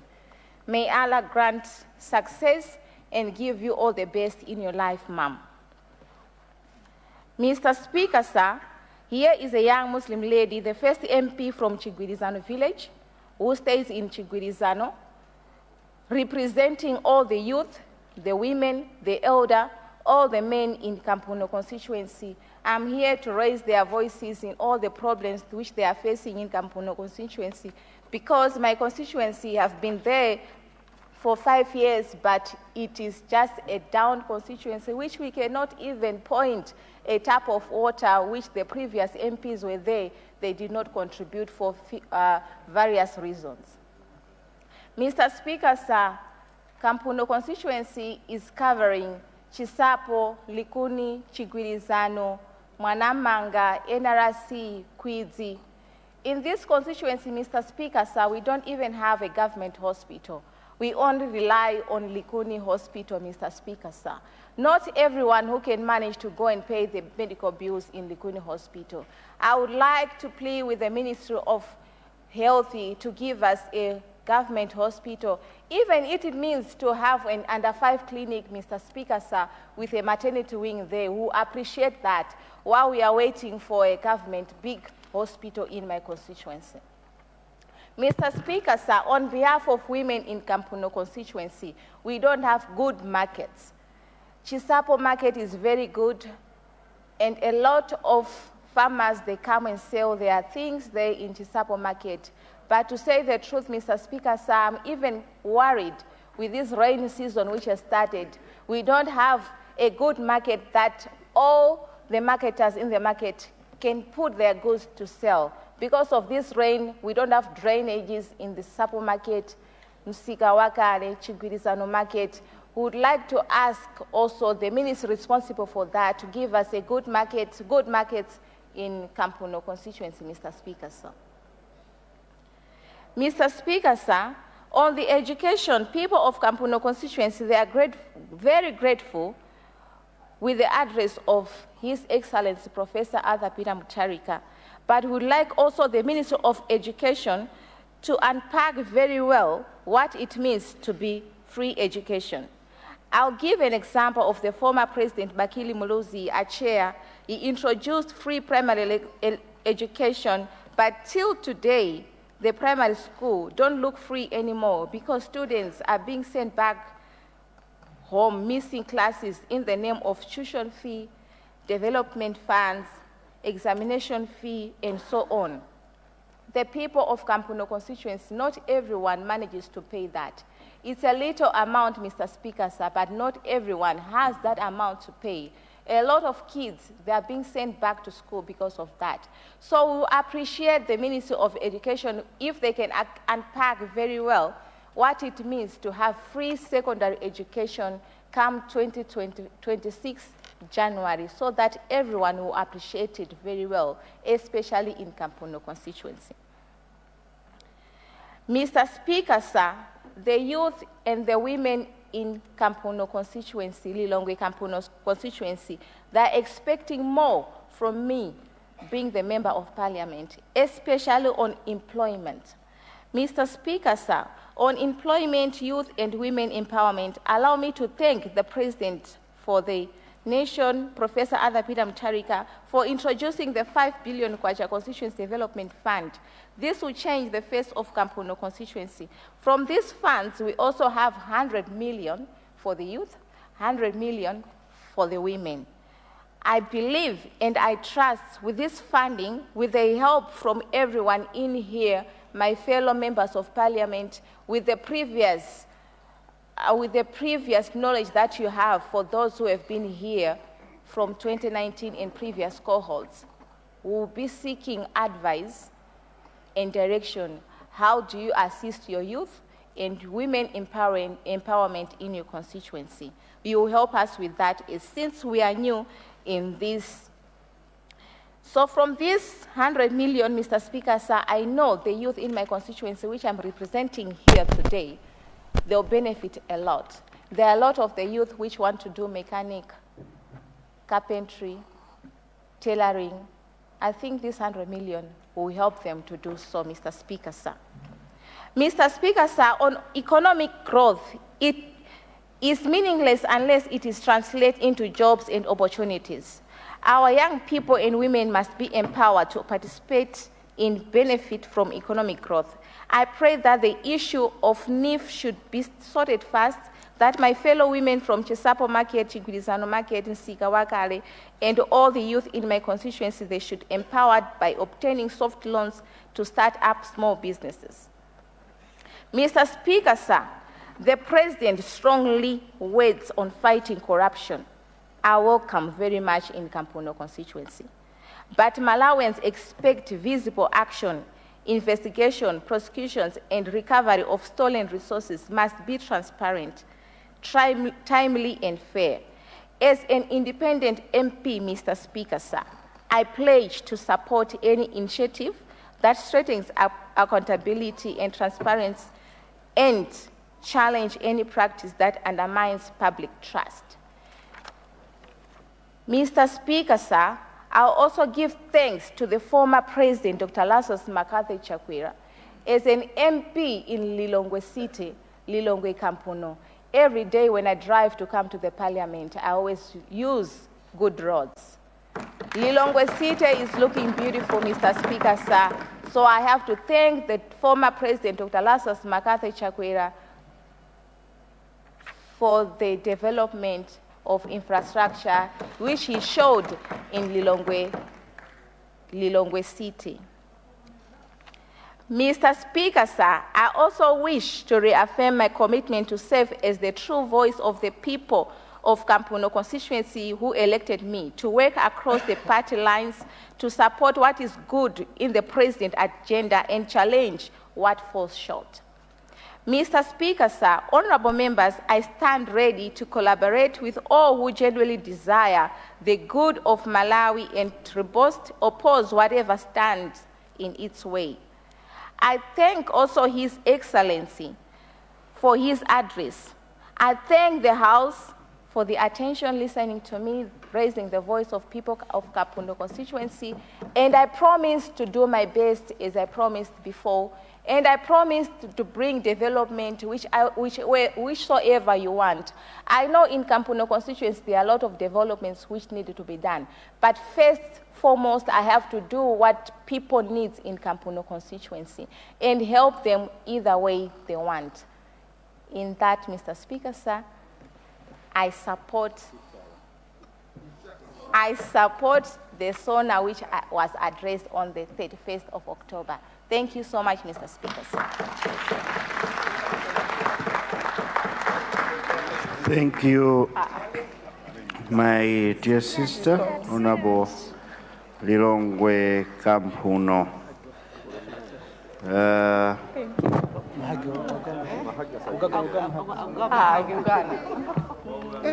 Chitipa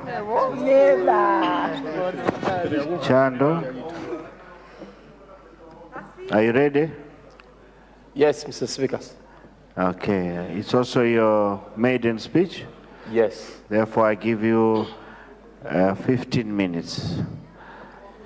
Go ahead, Honorable. Honorable members, let's congratulate our Honorable Member quicker, and then we take our seats.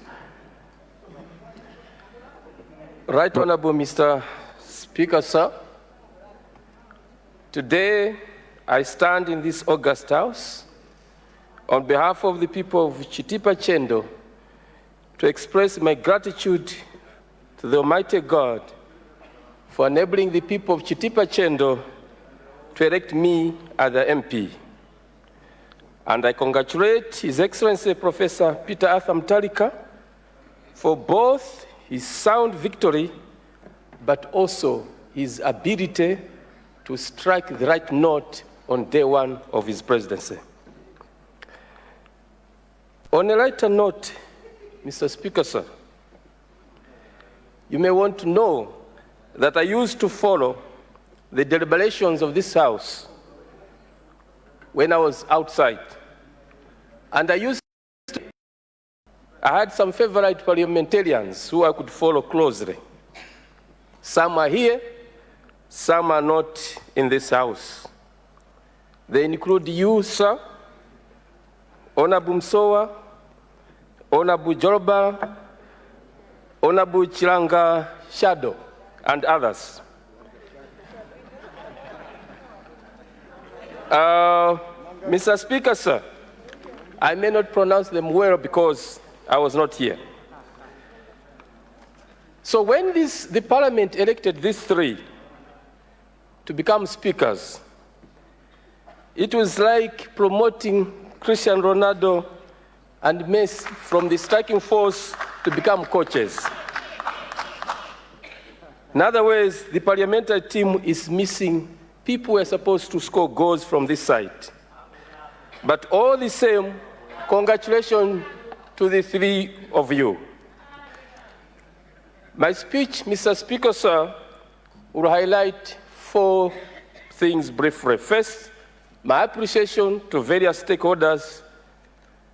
Secondly, our thoughts as people of Chitipa Chendo as why Malawians have resorted to go back to proven leadership. Thirdly, priority areas which we consider of great importance and will likely benefit from the 5 billion CDF. And lastly, reflection on the President's address to the House. Appreciation to various stakeholders. I'm grateful first to the Almighty God, because Scripture tells us, quote, There is no authority except from God, and the authority that exists have been given, established by God. End quote, Romans 13, verse 1. I'm very thankful. Secondly, I'm deeply grateful to the people of Chendo, men and women, young and old, local leaders, the clergy and the civil servants, of people from Kairizi, Chisenga, Mulembe, Iwuluma, Chendo, Zambwe, Nyami, Iwanda, Lufita, Muwanga, and Namuyemba. I'm very thankful to each one of you for whatever you have done to bring me in this house. Mr. Speaker, sir, I'm very thankful to my party president, Dr. Daliso Kabambe, because I reached a point where I almost gave up, that I will not make it. But through his assistance, materially and financially and morally, I'm standing before you, Mr. Speaker, sir, because of his support. I'm thankful again to my constituency governor, UTM constituency governor for Chitipa Chendo, Tegemea Zingwa, and all members of the constituency, the district, and my regional members, where I also serve as regional governor, for the wonderful job for me to be where I am this morning. Lastly, but not least, I'm very grateful to my wife, Dr. Joyce Mlenga, our daughters, Lugano and Mese. Joyce, you are the wife of noble character described in Proverbs chapter 31, 10:31.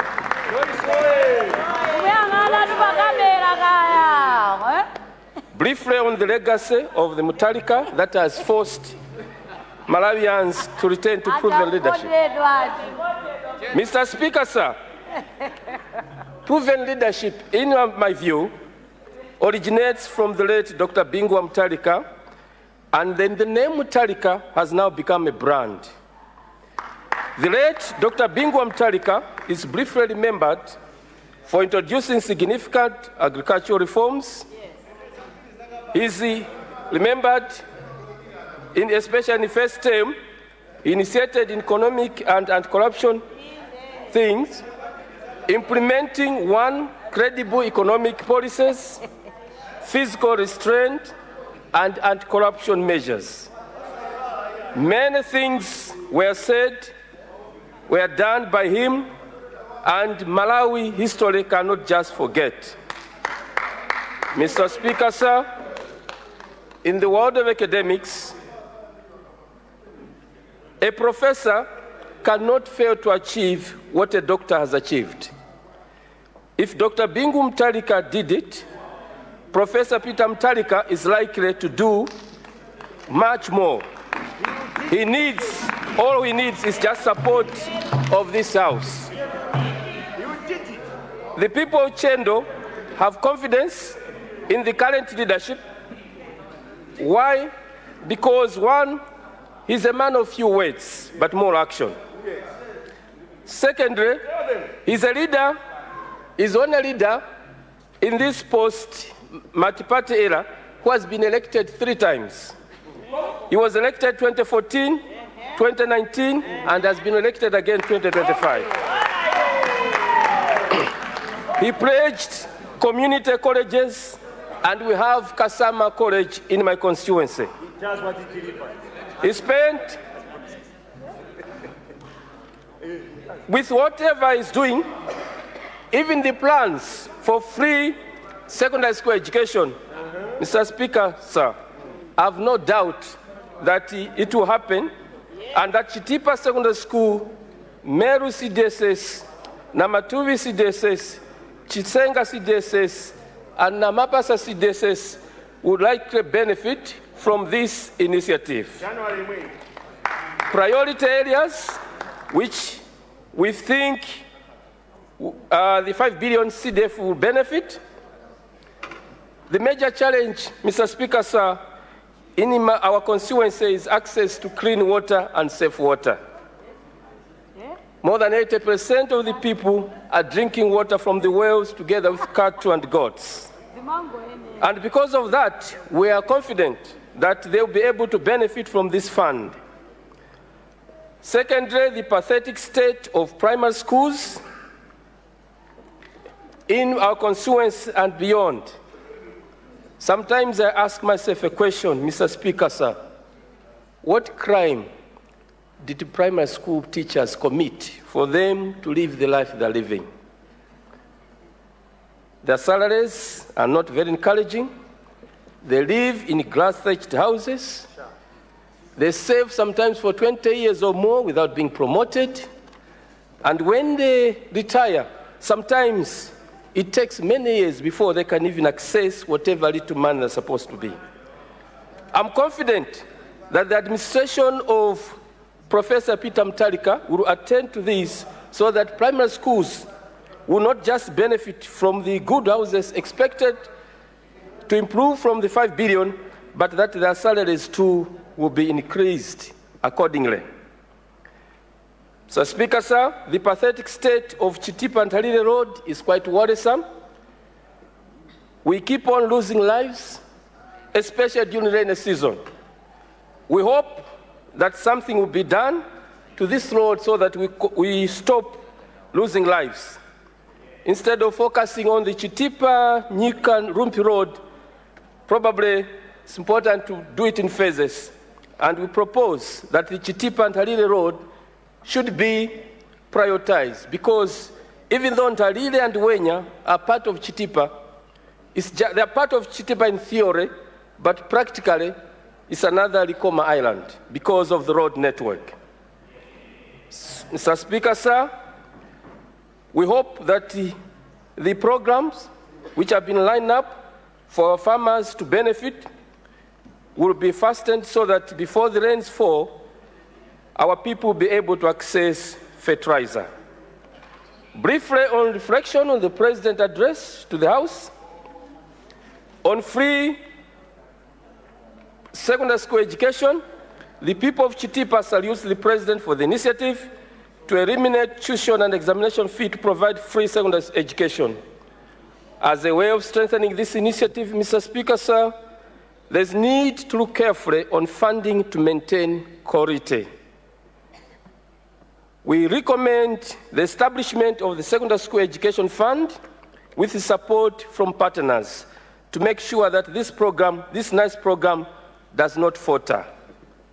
On the open tender fuel procurement, returning to an open tender system for fuel procurement enhances, without doubt, Mr. Speaker, sir, transparency and competition.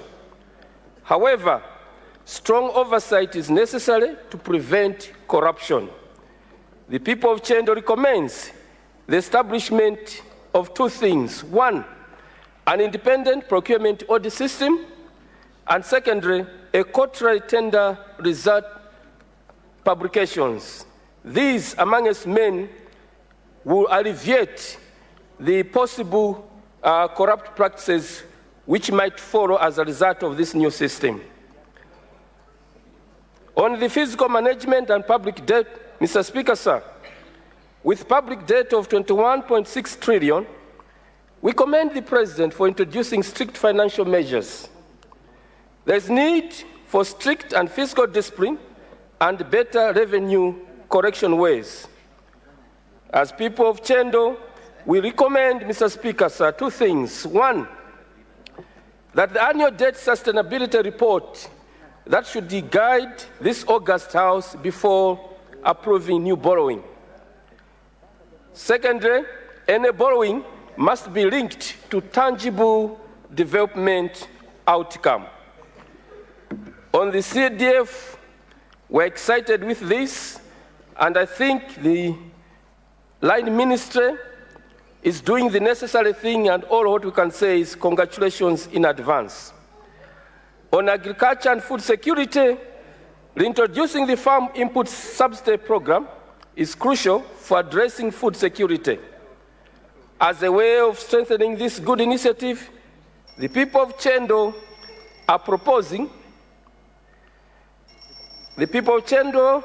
are recommending that subsidies should be paired with agriculture improvements like irrigation, and market access for better productivity.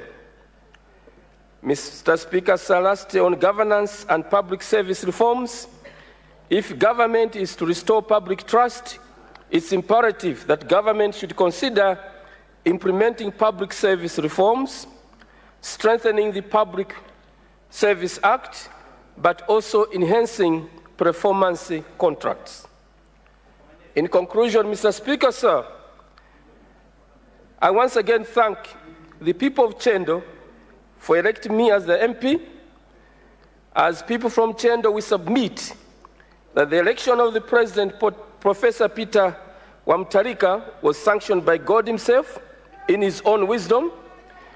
He is not just the President of DPP. I remember in my constituency, I campaigned heavily for myself and my President and the councillors. The people elected the UTM councillor, UTM MP, but they voted for His Excellency Professor Peter Mutharika. That's a clear sign that he is here not just for that site, he's also there for this site. And because of that, we need to give him the necessary support so that he should be able to achieve his agenda. Mr. Speaker, sir, the late Dr. Bingu Wamtarika's legacy in this country, I submit, Mr. Speaker, sir, that what Dr. Mutharika managed to accomplish, Professor Mutharika cannot fail to do. With these remarks, the people of Chendo do support the President's address. I submit, Mr. Speaker, sir.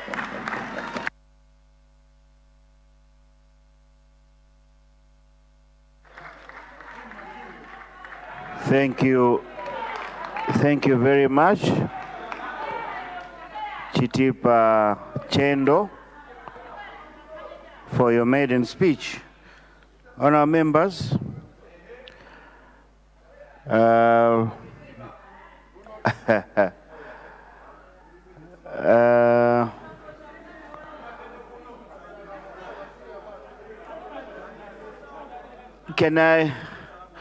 can I pick one from here?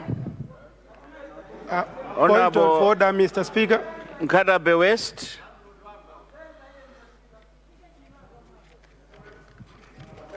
Blantyre Central.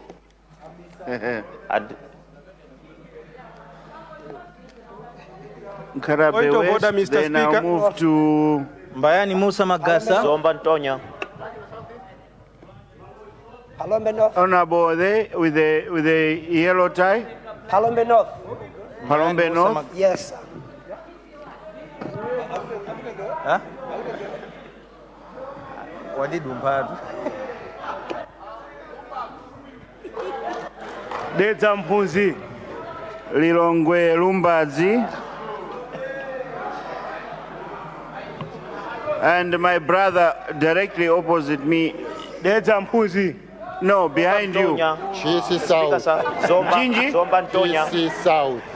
Your constituency? Nchisi South. Nchisi South. Yeah, in that order, please.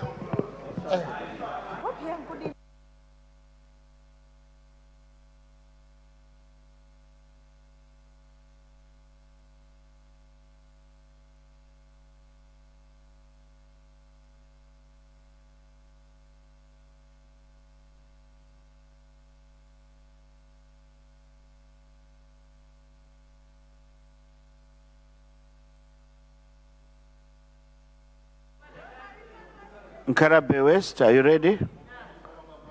You have 15 minutes.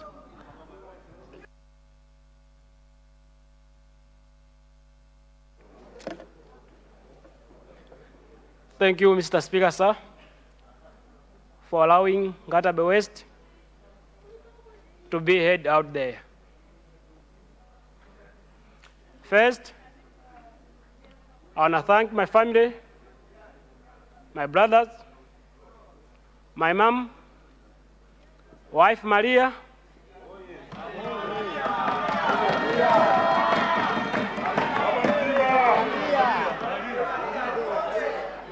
my two boys, Nikki and Promise Kabangamashumi. I love you boys. Mr. Speaker, sir, greetings from Nkatabe West. The people of Kabunduli, people of Tie Tula, Chibimbininga, the people of Senior Group Village Headman Chinyakula, and all GVH. First and foremost, let me congratulate you, Mr. Speaker, for being elected as the Speaker of this August House. The people of Kabunduli wish you all the best as you discharge the duties of this noble house. Mr. Speaker, sir, I'd like to thank God, the Almighty, for giving me the chance to represent the people of Nkatabe West. Mr. Speaker, sir, being a believer myself, I reflected 2 Corinthians 5:20, which said that we are like Christ's ambassadors, acting on behalf of him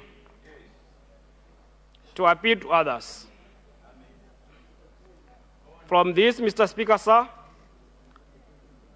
I promise to the people of Nkatabe West that I will be their ambassador. Mr. Speaker, sir, being my first speech in Parliament, allow me to also thank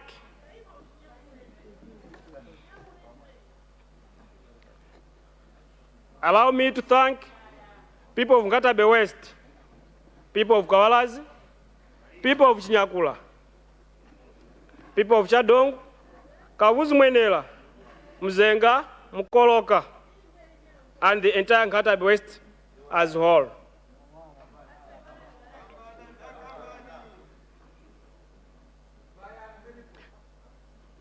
For electing me as their Member of Parliament and His Excellency Arthur Peter Mutharika as Malawi's 7th President and DPP to where it belongs, that is this side of the House. Mr. Speaker, sir, people have chosen development over politics. The people spoke through votes for their prosperity. The people of Kabunduli, Kenani, Lifupa, Kahenga, Chiteka, and Chesam have chosen development as earlier said. Mr. Speaker, sir, I will be their representative, and I promise you, Mr. Speaker, sir, and the people of Nkatabe West, that I will be their servant in achieving what Professor Arthur Peter Mutharika's vision of developing this nation and Nkatabe West in particular. Today, Mr. Speaker, sir, as we have gathered here to respond to the President's State of Nation address, I see it as the moment and speech of reflection, accountability, and hope. I therefore, Mr. Speaker, sir, take no time but stand before you today to express my support for the President's vision and initiative outlined in the address. The President's commitment to economic development, free secondary and primary education, healthcare resonates deeply with collective aspiration of the people of Nkatabe West. The people of Mbowe, Lukalazi, Shamhoyo, Msakasa, and Ndungwa have sent me as their Member of Parliament and have sacred duty to work together, putting aside partisan difference to drive progress and prosperity for our nation and Nkatabe West in particular. Mr. Speaker, sir, allow me to mention 1 or 2 things that people of Nkatabe West were very excited when the sound of Professor Arthur Peter Mutharika echoed in their eyes.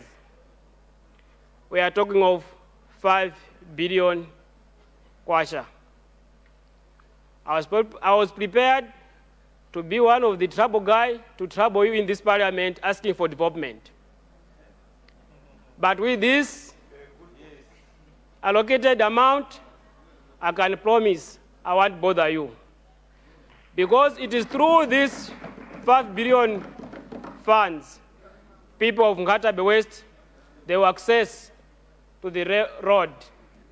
We are talking of Mzenga Road, which connects to M5. As you know, in my constituency, there's Kawala's estate company. This company helps in the growth of the country's economy as one of the largest tea producers. It was difficult. It is difficult as it is under for them to transport their farm produce to the main road. It is because of this 5 billion kwacha, people of Ngatabe West, they will benefit from technical schools, secondary schools, hospitals. Today, I want to assure people of Ngatabe West that Mzenga Health Facility has to be extended. Being a mechanic, a tire fitter, and wheelman technician by professional, I'm assuring people of Ngatabe West that they will have a technical college school.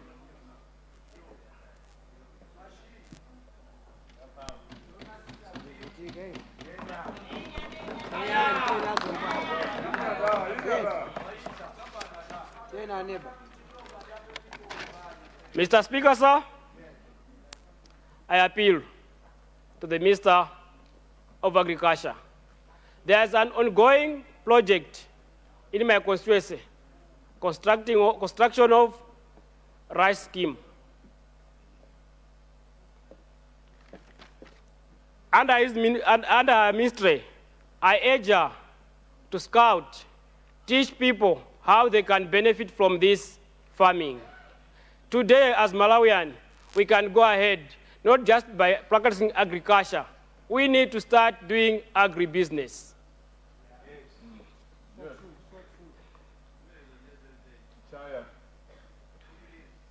On education, Mr. Speaker, sir, I can mention modern school that will be built in my constituency under these 5 billion allocated funds.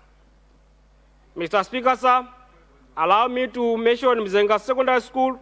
Students are working long distance, more especially boys. I'm sure, Mr. Speaker, sir, that the funds will help to construction of hostels. Mr. Speaker, sir, under education, I have to include Kawala's Community Secondary School, where a young man, brave and tough, was mentored by the name of Paulos Kapangamashumia, studying here before you. At Kawalazi, we are lacking girls' hostels, proper school blocks, and proper laboratories.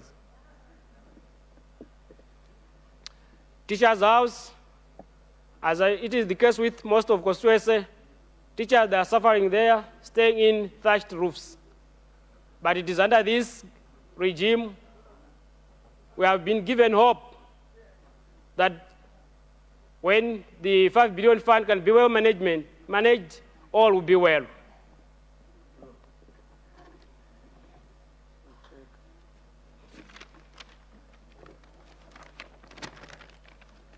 I therefore, Mr. Speaker, sir, call upon members in this House to seize this opportunity to build on the President's initiative to collaborate and to innovate. Members, let us demonstrate our dedication to the people elected us by working tirelessly to address their concern and improve their respective lives. The President has given us direction. The President The President in his speech has outlined what the next 5 years should be. No politics, but build our mother, Malawi. Mr. Speaker, sir, I appeal to Minister of Local Government. There is an ongoing escalation violence between Kawala's company, estate, and voters. We are here because of voters. We are witnessing company abusing voters. I hereby appeal to Minister to intervene. We don't want another Kasasile incident happening in my constituency. As I'm saying now, there is almost 50 police officers deployed in my constituency.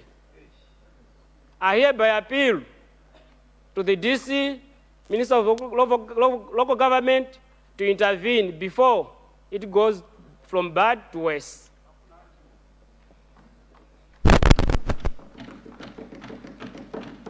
Mr. Speaker, sir, as a Tonga, we can't talk of Tonga Mdauku without including Kabunduli. It has been a song for decades to promote Kabunduli as Paramount Chief. I hereby ask the Minister of Local Government to look into this matter.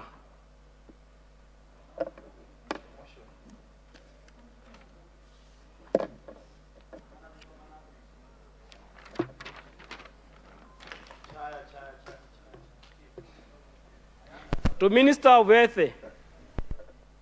please consider Mzenga Health Facility and Ngatabe District Hospital.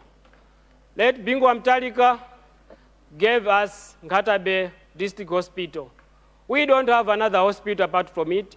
As Northerners, when we are checking the books, it shows that Ngatabe District Hospital got tarmac roads inside, got pavings inside. But if you go there today, it's in shambles. Please, Minister of Health, intervene on the situation. I hereby also appeal to my other honorables, Ngatabe Mpamba, Ngatabe Central, and Ngatabe North. Let's hold hands to improve lives of our people in Ngatabe district. As you said, Honorable Ngatabe Mpamba, we can make Ngatabe great again. In conclusion, Mr. Speaker, sir, together we can achieve greatness. Together we will build a brighter future for our nation. Let us march forward with unity, purpose, and determination.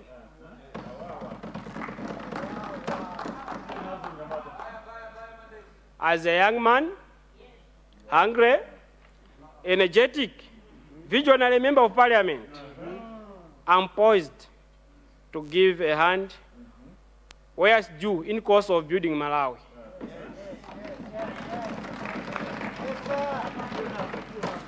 To all youth there out in Ngatabe West, be assured, regardless of your background, have confidence in yourself, have faith. All is achievable. To my DPP leaders, North, I want to thank our DPP governor, Right Honorable Mzomela Ngwila, for entrusting in me. They were there. They thought money is a bullet to kill me. Mzomela Ngwila didn't allow that. To our leader of the House, Right Honorable Jabu Muhango, he did a recommendable job. He even visited my constituency. He helped me campaign, not once, but twice. To DPP officials, today allow anyone to participate if we have to promote our party going ahead.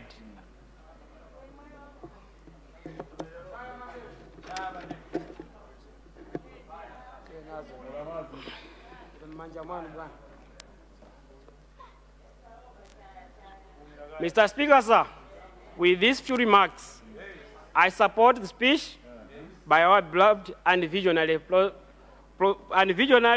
President Arthur Peter Mutharika. I submit. Thank you.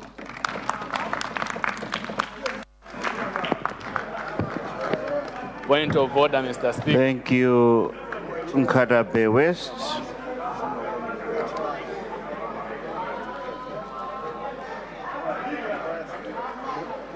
Let me now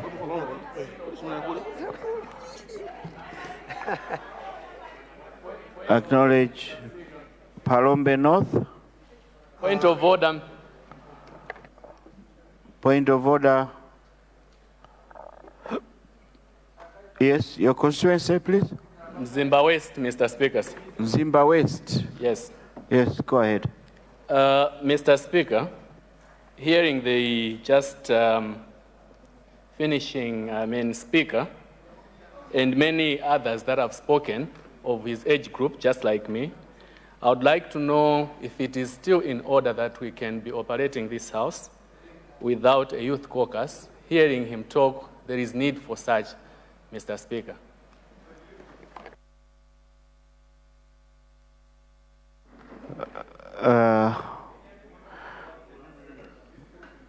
We have noted that, and I can assure you, Honorable, that we are doing everything possible, and we are aligned to that. Thank you. Palombe North. Point of order. Thank you so much, Mr. Speaker, sir. You have 15 minutes. Thank you so much, Mr. Speaker, sir. I am Feston Chauma, representing for Palombe North constituency.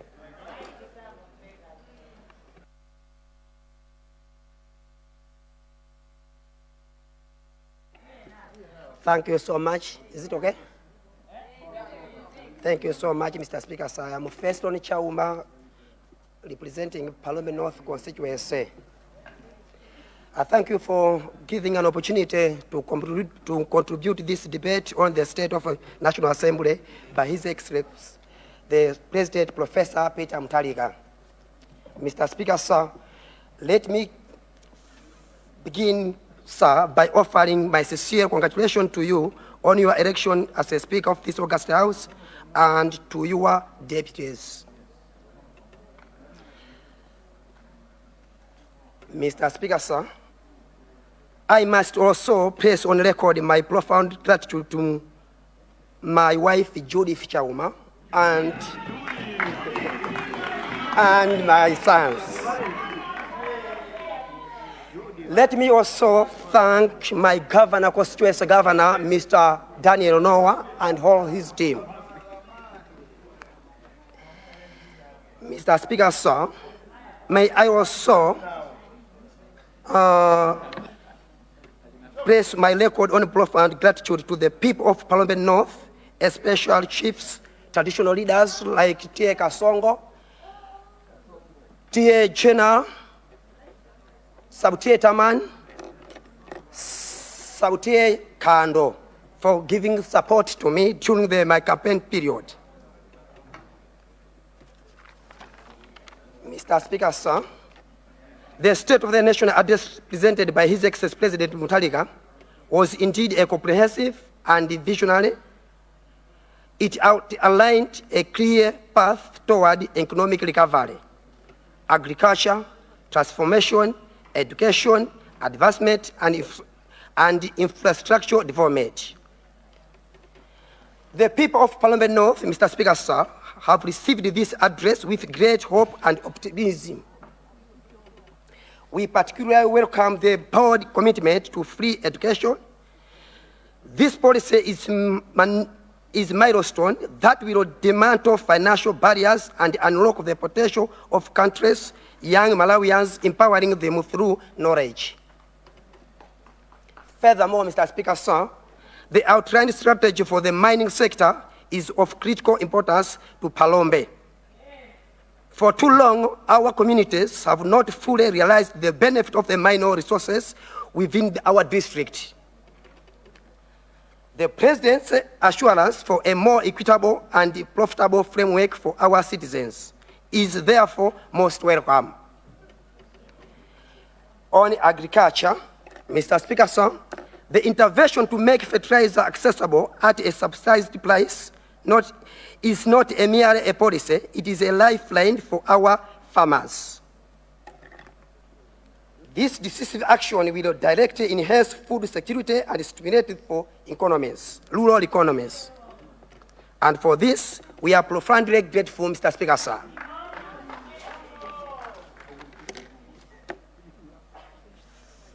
Mr. Speaker, sir, while we adopt the broad vision of the SONA, I have been entrusted by my constituency to humbly bring several specific needs to the attention of the government. First is the urgent matter of infrastructure.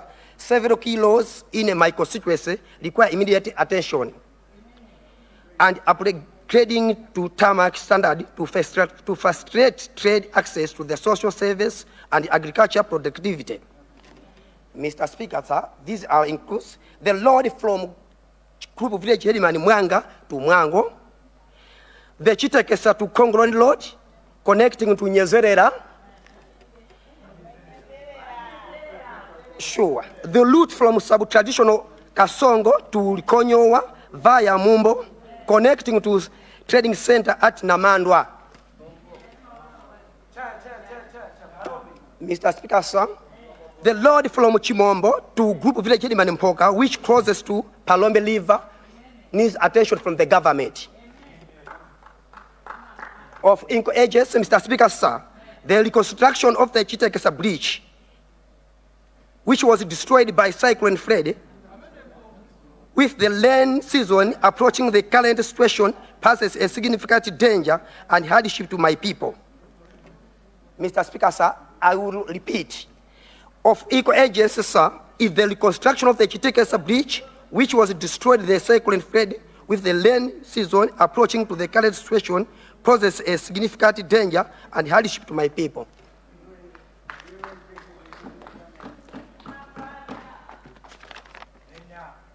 Mr. Speaker, sir, the expansion of the electricity grid communities in sub-traditional authority Kando, including Group of Village Headman Malambwe, Mpoka, Kolowe, and the trading centers like Mwambeni and among others, remain without power. Connecting these areas, Mr. Speaker, sir, can ensure for economic activities, education, and improving the quality of the life. To complement the free education policy, Mr. Speaker, sir, we urgently require the construction of the new secondary schools in areas such as Kolowe, Zanjo, and other areas. Mr. Speaker, sir, in conclusion, the State of the National Address has been widely accepted in my constituency as a speech of hope, renewal, and tangible action. It promises a future of peace, equitable, and development in prosperity for all. Mr. Speaker, sir, the people of Palombe North believe in the vision of His Excellency President Peter Mutharika. We are confident that the plans articulated will be very diligently implemented for the benefit of all Malawians. Mr. Speaker, sir, people of Palombe North, the past government has been sidelined several developments. As I have been saying, we have Chitekesa Bridge, whereby it was destroyed during the flood season, and some bridges have been reconstructed, but this bridge has been sidelined.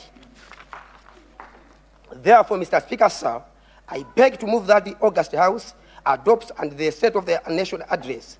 Thank you, Mr. Speaker, sir. I submit.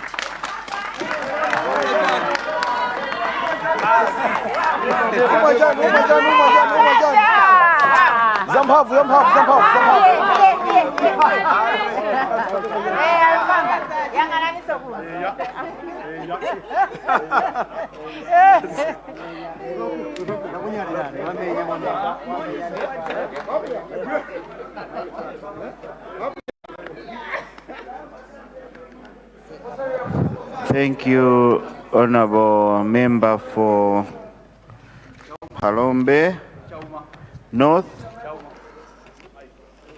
Honorable Leader, Deputy Leader, we have about 6 minutes or so. I'm afraid if I take one more speaker, we'll shoot over our time. So it's either we adjourn early or we extend. But before you adjourn, let me make an announcement on our members. We have also guests up there in the gallery from Zenza Girls Christian Secondary School. Please stand up. And our MP for Zenza constituency. Yes. Please wave at our students. Beautiful. You are all welcome.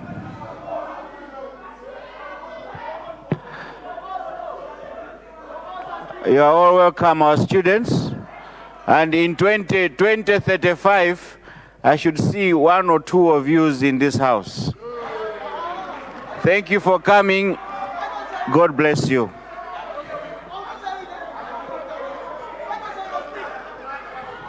In 2035, I'm sure by then you'll be done. Zosi runners. On our members, another announcement. Those of us that take part in football, be aware that our team, members of parliament, tomorrow we are playing against members of staff. So it's time to go and showcase our skills at Bingu Stadium at 6 p.m. Is it 6 p.m.? Honorable Ndilande Blantyre. Mr. Speaker, it's on Tuesday, 6 p.m. Tuesday, 6 p.m. That's correct. So please remember to take your football boots, your kits, and this message is coming from the Vice Captain, Honorable Ishmael Nkumba. I know the goalkeeper is Honorable Blantyre North. I don't know if he's here, but that has been our goalkeeper. I think he needs to retire from that position now. On our members, leader, you may move in to wind up. Honorable Speaker, I would like first of all to thank you and also to thank the members. We forgo our healthy break, and that was brilliant. That is a true example of being patriotic to the affairs of this House. Next week, we shall continue, just to give guidance, we shall continue on Monday with the debate on the President's address. And Tuesday, we will be winding up on the President's address. For those members that who still want to speak, just to assure you that, particularly those that have just come, made a speech, you will have the opportunity, and I hope the Speaker is also going to arrange that we can continue. We have Thursday, Private Members' Day, that you can also do that. In view of that, therefore, Honorable Speaker, I move that we adjourn early. It has been a wonderful day, and I would want to thank both sides of the aisle. I move to beg. Thank you. Honorable Deputy Leader, I've taken note. We might not necessarily need the motion, looking at the time, but I wanted to make this promise that I had already recognized Lilongwe Lumbazi and Nchisi South. Secretariat, please take note. Monday, we will start in that order. Thank you, honorable members, for your attention. I see, Deputy Leader. Right, Honorable Speaker, just to invite all the lady members tomorrow, Her Excellency, the First Lady, will be a guest of honor at BICC Zokonda Mai program under MBC. Please let's support our women, and please let's join Her Excellency, Professor Gertrude Mutalika, tomorrow, 6 o'clock in the evening. Thank you very much, Right Honorable Speaker, sir. So men are not allowed?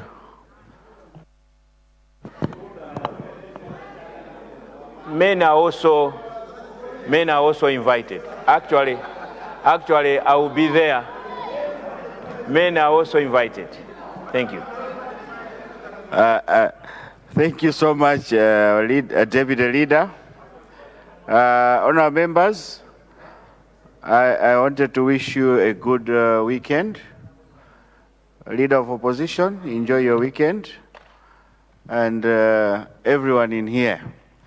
I now adjourn the House to Monday, 17th November, 2025, 2 p.m. House adjourned.